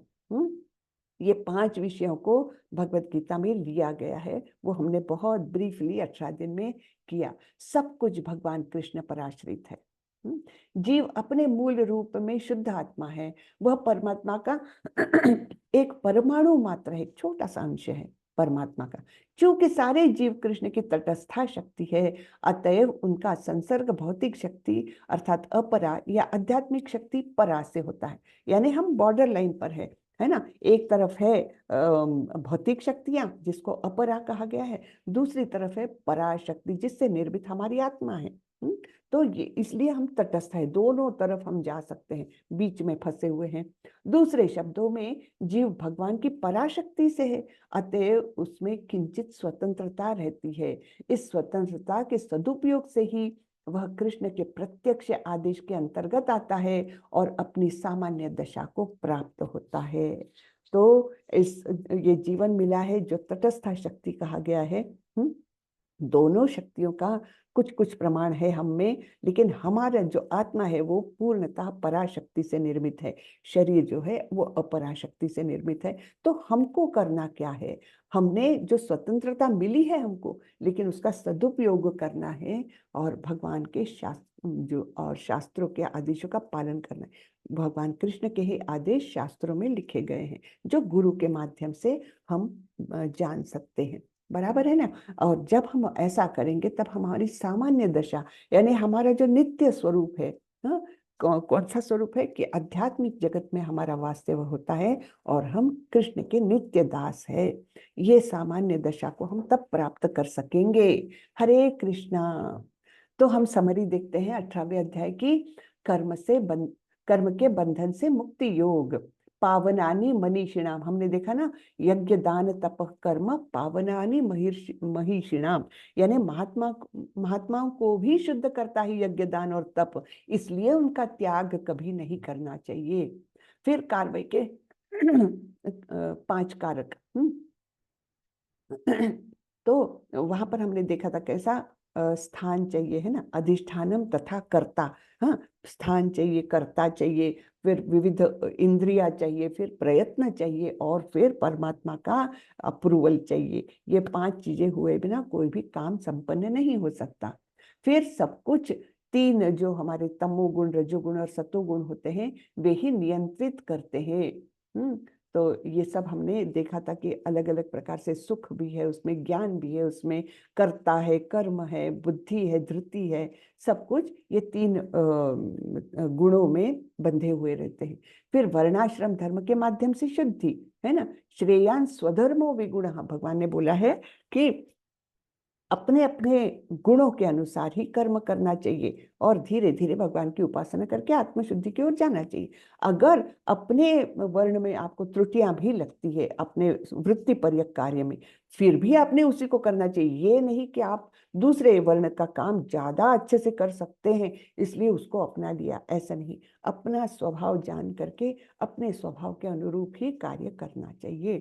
फिर ब्रह्म प्लेटफॉर्म वो है ना, वो जिसमें ब्रह्म के स्तर तक पहुंच करके वो परम प्रसन्नता, ब्रह्मभूत प्रसन्नात्मा न शोचती न कांक्षती, है ना। तो वो स्तर पर जाने के बाद उसको ना वो पास्ट टेंस के लिए शोक करता है, न फ्यूचर के लिए चिंताएं आकांक्षा रखता है। तो ऐसे दोनों से मुक्ति होती है और वो अत्यंत प्रसन्न रहता है।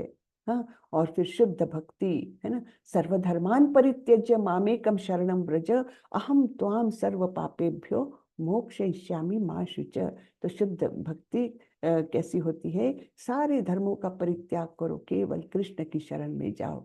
हाँ, तो अंतिमतः कंक्लूजन क्या निकला जो संजय ने बताया? यत्र योगेश्वर कृष्ण यत्र पार्थो धनुर्धर तत्र श्रीर विजयो भूतिर ध्रुवा नीतिर मतिर मम।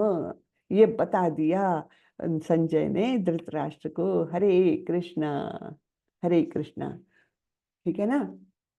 तो आप 1 से 3 के आधार पर खुद को रेट कर सकते। ठीक है, छोड़ दीजिए। चलिए, तो ये आज का अध्याय खत्म होता है और भगवत गीता का लेवल 1 भी खत्म होता है। किसी को कुछ पूछना है, कुछ बोलना है तो बोल सकते हैं। हरे कृष्णा। हरे कृष्णा माता जी। हरे हरे कृष्णा कृष्ण विजया माता, माता हरे जी। कृष्ण। जी माता जी। माता जी मैं सेकंड लेवल में भी जाना चाहती हूँ, लेकिन कल मैंने बहुत ट्राई किया, मैं क्विज सॉल्व करने के लिए रजिस्ट्रेशन नहीं करा पाई। ओहो, तो क्षमा माता जी से कांटेक्ट कर लेना चाहिए आपने, अभी भी कर लीजिए। हाँ, क्षमा माता जी आप हैं? हरे कृष्णा। क्षमा माता जी, निकल गई क्या माता जी? अच्छा, ठीक है, नहीं है, कोई बात नहीं। आप ना उनको व्हाट्सएप कर लीजिए, उनसे मार्गदर्शन लीजिए, आपको वो कर देगी निश्चित रूप से। तो व्हाट्सएप नंबर मा- आपको ग्रुप में मिल जाएगा। हाँ, क्षमा माता जी बोला माता जी आपने, क्षमा माता जी। हाँ, क्षमा माता जी। तो उनको आप जी जी। लिखिए व्हाट्सएप पर, उनका नंबर मिल जाएगा, और आप अपनी समस्या बताइए उनको, वो निश्चित रूप से आपको आपका प्रॉब्लम सॉल्व कर देगी। ठीक है। जी हाँ, जी और माता जी। सॉल्व करिए, और कल से अटेंड करिए, यही टाइम पर, यही जी लिंक माता। पर। लेवल 2 होगा, लेकिन रजिस्ट्रेशन इसलिए इम्पोर्टेंट है कि आपको वहां पर 2 कोर्सेज के लिए ऑप्शन मिलेगा। आप दोनों कोर्सेज ज्वाइन कर सकते हैं, दोनों कोर्सेज बहुत सुंदर है। सदाचार का कोर्स भी बहुत अच्छा है, और वो तो केवल वीकली एक ही बार रहेगा, तो इसलिए कोई दिक्कत नहीं है। तो जरूर से आप सभी लोग जी दोनों कोर्सेज ज्वाइन करें, ऐसा मेरा सबसे निवेदन है। 2 ऑप्शंस आएंगे जब आप रजिस्टर करने जाएंगे ना लेवल 2 के लिए। तो अजय प्रभु, क्या आप बता सकते हैं कि डेमो दिखा दे सकते हैं? क्षमा माता जी रहती तो वो दिखा देती है, लेकिन नहीं है। अजय कुमार माता प्रभु। जी हरे कृष्णा माता जी। हरे कृष्ण। माता जी मेरा भी फोन ना रीसेट हुआ हुआ है सारा, ओ, मतलब डाटा वगैरह सारा चला गया हुआ था जो हमने सेव करके रखा हुआ था। अच्छा तो अच्छा। फिर भी ऐसा है कि मतलब 2 कोर्सेज जिसमें है ना, आप बता रहे हैं, एक प्री बख्शी शास्त्री है, उसमें अपना जो अब क्लासेस रेगुलर रहेगी, और जो अपना सदाचार का कोर्सेज है उसमें अपना संडे के दिन होती है क्लास, अपना दोपहर को 2 बजे। जी। तो दोनों में रजिस्ट्रेशन कर सकते हैं जी? हम्म। जी हाँ, तो वही मैं बता रही हूँ कि पहले एक रजिस्ट्रेशन कर लीजिए, फिर बैक आइए। हाँ, फिर से रजिस्ट्रेशन पर जाइए, और फिर दूसरी बार में सदाचार का कोर्स को भी रजिस्टर करिए, तो दोनों में भी आपको रजिस्ट्रेशन हो जाएगा, और लिंक्स आती रहेगी रेगुलरली। ठीक है ना? तो वो दोनों भी कर लेंगे तो बहुत आप लोगों को बहुत अच्छा लगेगा। वो सदाचार का कोर्स भी बड़ा ही अच्छा है। हम्म। जी जी, माता। चंद्रा माता जी, जी जी माता जी प्रणाम। हम प्रणाम। ये बोलना चाह रहे थे कि उसमें लिखा पहले, हमको गलत भी हो सकता है कि पहले ये था कि अगर आप वो क्विज कर लेंगे और आपका सर्टिफिकेट आप जनरेट कर लेंगे तो आपका अपने आप ही हो जाएगा। तो रजिस्ट्रेशन करना जरूरी है कि अपने आप हो जाएगा? वैसे तो अपने आप भी होएगा, लेकिन आप रजिस्ट्रेशन करोगे तो आपको दोनों ऑप्शंस मिलेंगे। ओके हाँ, ओके। तो आप सभी लोग रजिस्ट्रेशन जरूर कर लें, क्योंकि तो अगर उसके लिए क्या लिंक रहता है क्या रजिस्ट्रेशन करने के लिए? हाँ हाँ, लिंक ओके। रहता है, जहां से आपने इस कोर्स के लिए रजिस्टर किया होगा ना, तो हाँ हाँ हाँ। वहीं पर जाकर के आप लेवल 2 चूज करके उसमें हम्म। जाइए, हिंदी चूज करिए, और फिर आपको दोनों ऑप्शंस आएंगे कि आपको प्री भक्ति शास्त्री में करना है कि सदाचार में करना है। तो पहले प्री भक्ति शास्त्री कर लीजिए, पूरा कर लीजिए, फिर से वही लिंक ओपन करिए, फिर दूसरी बार सेकंड लेवल हिंदी में जाइए, और फिर सदाचार कर लीजिए, तो दोनों जगह पर आपका रजिस्ट्रेशन हो जाएगा। माता जी अपने आप हो जाता तो अच्छा था ना, हम लोग को बहुत सारा कंप्यूटर से रिलेटेड चीजें नहीं मालूम है। किसी से करवा लीजिए माता जी, और कोई दिक्कत आती ओके। तो क्षमा माता जी है ना, सबकी हेल्प नहीं, कर हमारी देती। बेटी से करवा लूंगी मैं। हाँ जी, करवा लीजिए प्लीज। हाँ, ठीक है, हरे थैंक यू कृष्ण। लेवल माता 2 जी। हिंदी ये ध्यान रखिए, और अच्छा। फिर आप चूज कर सकते हैं। हरे कृष्ण माता जी। हरे कृष्णा जी माता जी। माता जी, इस बार की तो क्विज ना मैं नहीं कर पाई हूँ, पर मैंने लास्ट मंथ क्विज पूरी की थी, तो मैं उसके बेस पे भी लेवल 2 ज्वाइन कर सकती हूँ ना? जी जी, बिल्कुल कर सकती हैं। ठीक है माता जी। हरे कृष्ण माता हरे जी। कृष्ण। तो कैसा लगा आप हाँ, लोगों को ये 18 दिन का प्रवास कैसा लगा? बहुत अच्छा माता जी। माता जी। जो जो कुछ समझ नहीं आया था वो भी अच्छा सब लगा। समझ आया है। हम्म। माता अच्छा जी मैं लगा अपना माता एक जी। एक्सपीरियंस शेयर करूं? जी जी, करिए। माता जी मैं 13वां अध्याय नहीं सुन पाई थी किसी कारण से। अच्छा। तो मेरे मन में मतलब ये चलता रहा कंटिन्यू कि मैं उसे नहीं सुन पाई। अब जब कल आपने ये बताया कि अगर क्विज सॉल्व नहीं की तो मैं सेकंड लेवल में नहीं जाऊंगी, तो मतलब मैं अंदर से ही ना बहुत ज्यादा वो हो रही थी कि अगर नहीं हुआ तो मैं कैसे जाऊंगी। तो मैं सुबह 4 बजे मंदिर जाती हूँ। अच्छा। आज मैं मंदिर से निकल रही थी तो वहां लड्डू गोपाल की मूर्ति के सामने गीता रखी हुई थी। पता नहीं हाँ, पंडित जी को क्या हुआ, उन्होंने उठा के वो मेरी गोदी में डाल दी। क्या बात है, अरे वाह, क्या बात है, और बहुत अच्छा। सच बताऊं ना माता जी, मैं आज सुन रही हूँ कुछ, लेकिन मेरी आंखों के आंसू बंद नहीं हो रहे। आप पर तो बहुत कृपा हो गई भगवान की, देखो। ठीक है, तो आप ऐसा करिए ना, 13वां अध्याय कर सकते हैं कर लीजिए, नहीं तो फिर क्षमा माता जी से कांटेक्ट में रहिए, फिर वो आप लोग आपको ऐड जी कर देगी। जी माता जी, जी माता जी। क्षमा माता जी का नंबर रखिए और उनसे कुछ समस्या आती है ना, उनसे पूछा करिए, वो जरूर सॉल्व कर देती है, कोई जी दिक्कत जी नहीं। माता हाँ, जी, ठीक जी है। माता जी। हाँ, तो चलिए, तो आज का ये खत्म हरे करें कृष्ण। यहीं पर। हरे कृष्ण माता जी, सादर प्रणाम। सादर माता जी, वर्णाश्रम के हिसाब से आपने जो भक्ति बताई वो नहीं समझ में आई। यानी वर्ण और आश्रमों वर्णों का खास करके विभाजन कैसे किया है भगवान ने, गुण और कर्म के आधार पर, है ना। तो हमारे जो इनहेरेंट गुण होते हैं, स्वभाव होता है जिसको कहते हैं ना, कि कोई बच्चा भी हम देखते हैं तो उसको, किसी बच्चे को शांत बैठ करके पढ़ाई लिखाई करना अच्छा लगता है, किसी लड़के को, किसी बच्चे को खूब हुड़दंग करना अच्छा लगता है, कुछ बच्चे दूसरे बच्चों के कपड़े और वो संभालते रहते हैं, है ना। तुम लोग खेलो, मैं तुम्हारे सामान देखता हूँ। या कोई बच्चा रहता नेतागिरी करता है। ये स्वभावतः जो जो गुण होते हैं, उन गुणों के अनुसार वो 4 वर्ण बनाए गए हैं। तो अपने अपने स्वभाव के अनुसार नियत कर्तव्य करते हुए भगवान की उपासना करना, यही हमको सिद्धि तक ले जा सकता है।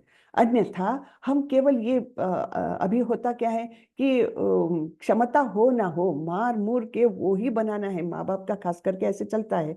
नहीं नहीं, हम लोग डॉक्टर है तो तेरे को डॉक्टर ही बनना है। अब उसका उसका स्वभाव है ट्रेडिंग करने का, व्यापार करने में उसको रुचि है, लेकिन उसको तो मतलब वो कर करके उसको डॉक्टर ही बनाते हैं। अल्टीमेटली होता क्या है, ना तो उसको डॉक्टरी में इंटरेस्ट है ना कुछ, है ना। उसका मन तो बचपन से व्यापार में ही था कि इधर से सामान लेना, उधर बेचना, ऐसे करना, पैसे कमाना, ये था। तो इस प्रकार से करना, ये आपको सिद्धि की ओर नहीं ले जा सकता। भौतिकता की दृष्टि से आप कितने भी सक्सेसफुल क्यों न कहलवाए, लेकिन वो आपको परम सिद्धि की ओर नहीं ले जा सकता, ये बताया गया है माता जी। क्या इसे ऐसे समझे कि अभी हम मतलब ब्राह्मण क्षत्रिय ये सब चीजें नहीं आती है इसमें। मतलब हमें जो पसंद है, चाहे हम ब्राह्मण हो, हमें जो पसंद है वो कार्य हम कर सकते हैं ऐसे। करना चाहिए, हाँ करना चाहिए, लेकिन अभी जो अभी की परिस्थिति है उसमें वैसा नहीं होता है ना। तो भगवान कहते हैं कि वृत्ति पर यह कार्य करना चाहिए। चाहे ब्राह्मण का बेटा हो और उसको व्यापार करने में रुचि हो, तो उसने वो ही काम करना चाहिए, तो उसको वैसे ही कहा जाना चाहिए। लेकिन हम करते क्या है, ब्राह्मण का बेटा है तो चल तू ये पढ़ ले, तेरे को तो इतना पढ़ना ही चाहिए, है ना। इस प्रकार का हो जाता है एक। तो वो मर्यादा जन्म की दृष्टि से ना रख करके, वो स्वभाव की दृष्टि से उसकी वृत्ति क्या है वो जान करके होना चाहिए। और जो अपनी अपनी वृत्ति में कार्य करेगा, चाहे त्रुटिपूर्ण ढंग से क्यों ना हो, चाहे भौतिकता की दृष्टि से वो उसमें असफल क्यों ना माना जाए, फिर भी वो उस वृत्ति पर यह कार्य करते हुए वो परम सिद्धि को प्राप्त कर सकता है, अगर वो आत्मोन्नति की ओर बढ़ता है तो, है ना। ये बताया गया। ये बात है। धन्यवाद। हरे कृष्ण। हरे कृष्णा। चलिए, तो फिर आज का अध्याय यही खत्म करें। हरे कृष्णा माता जी। हरे कृष्ण भावेश प्रभु। बोलिए प्रभु, कैसा लगा आपको 18 दिन, कैसा लगा? हाँ, 18 दिन का कोर्स ये कैसा लगा आपको? अच्छा लगा हमको। अच्छा लगा ना, गुड गुड। रजिस्ट्रेशन कैसे होगा माता जी? आपने लेवल शुरू 2 का? आपने जैसे लेवल 1 का किया है ना, हाँ, t.ly/गीता, ये वेबसाइट पर जाकर के आप उस उधर आगे आगे बढ़ सकते हैं। मतलब उधर फिर आपको चॉइसेस मिलेंगी, तो कौन सा कोर्स करना है, फिर लेवल 2 सिलेक्ट करें, हिंदी सिलेक्ट करें, ऐसा करके। तो वो मैं चैट में लिख देती हूँ, वो लिंक, जो बेसिक लिंक है वो लिख देती हूँ यहाँ पर। हाँ लिखिए माता जी। हाँ। माता जी, अलग से लिंक नहीं आएगा? अलग से भी आ जाएगा, मुझे लगता है क्षमा माता जी भेज देगी, आपके ग्रुप में आ जाएगा, लेकिन किसी को लिखना है तो यहीं पर लिख सकते हैं। जी। हम्म।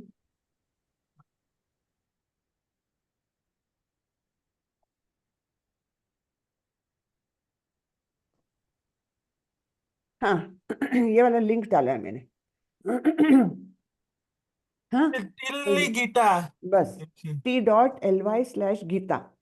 हाँ, तो उसके पहले वो www वगैरह वो लगा लीजिए, जो रहता है नॉर्मली, वो सब लगा लीजिए। ठीक है, देखते हैं। हाँ, तो इस लिंक पर जा, वैसे ग्रुप में डाल देगी माता जी, तो वो हाँ, ग्रुप का भी देखते रहिए और फिर लेवल 2 पर आइए। हमारा जो कोर्स जो होता है बोला था ना कि क्विज करने के लिए, हाँ, वो 17 अध्याय तक पूरा हो गया है। शाबाश, वेरी गुड, वेरी गुड प्रभु। अभी 18वां भी आज कर डालिए और फिर हाँ, आपका सर्टिफिकेट ले लीजिए, डाउनलोड कर लीजिए सर्टिफिकेट। कैसे होगा सर्टिफिकेट माता वही जी? वहीं पर एक ऑप्शन आएगा डाउनलोड सर्टिफिकेट का, उसको क्लिक करेंगे तो आपको मिल जाएगा आपका सर्टिफिकेट। ठीक है। जब 18वां अध्याय पूरा हो जाएगा ना, उसके बाद वो हाँ, एक ऑप्शन आएगा डाउनलोड सर्टिफिकेट का, तब उसको, डाउनलोड सर्टिफिकेट। हाँ ठीक है, तब फिर आप अपना सर्टिफिकेट डाउनलोड कर लीजिए, सेव कर लीजिए उसको, ठीक है। ठीक है। हरे कृष्णा माता जी। हरे कृष्ण। माता जी, ये लेवल 2 की क्लासेस कल से शुरू हो रही हैं? हाँ जी, कल से शुरू कर देंगे। तो डेली होंगी ये? हाँ जी, डेली होंगी, संडे को हम ब्रेक ले लेंगे, ठीक है। अच्छा अच्छा माता जी, एक्चुअली मैं ना अभी 2-3 दिन के लिए ट्रैवल कर रही हूँ, तो मैं कोशिश करूंगी ज्वाइन करने का, पर क्या रिकॉर्डिंग अवेलेबल होगी उनकी भी? होगी होगी, रिकॉर्डिंग हो जाएगी उसकी जो भी। ठीक है, अभी अगर मेरा मिस होता है, मैं मतलब संडे तक ही ट्रैवल कर रही हूँ, अच्छा, तो हाँ जी, तो मंडे को वापस आऊंगी सुबह में, पर ओके, 8:30 बजे तक ही घर पहुंचूंगी। तो अच्छा, चलो ठीक है, अगर नहीं कर पाई अटेंड तो फिर मैं रिकॉर्डिंग सुन लूंगी। जी जी, ओके। हाँ जी, चलो, हरे कृष्णा माता जी। हरे कृष्णा सभी को, सभी को हरे कृष्णा। हरे कृष्णा। तो कल से हरे हम कृष्णा लेवल 2 माता जी। चालू करेंगे। हरे कृष्णा, सादर चलिए। प्रणाम माता हाँ, जी, हरे धन्यवाद। कृष्णा। हरे हरे कृष्णा, कृष्णा माता जी, हरे कृष्णा एवरीवन। हरे हरे कृष्णा, कृष्णा, हरे कृष्णा। हरे कृष्णा, चलिए।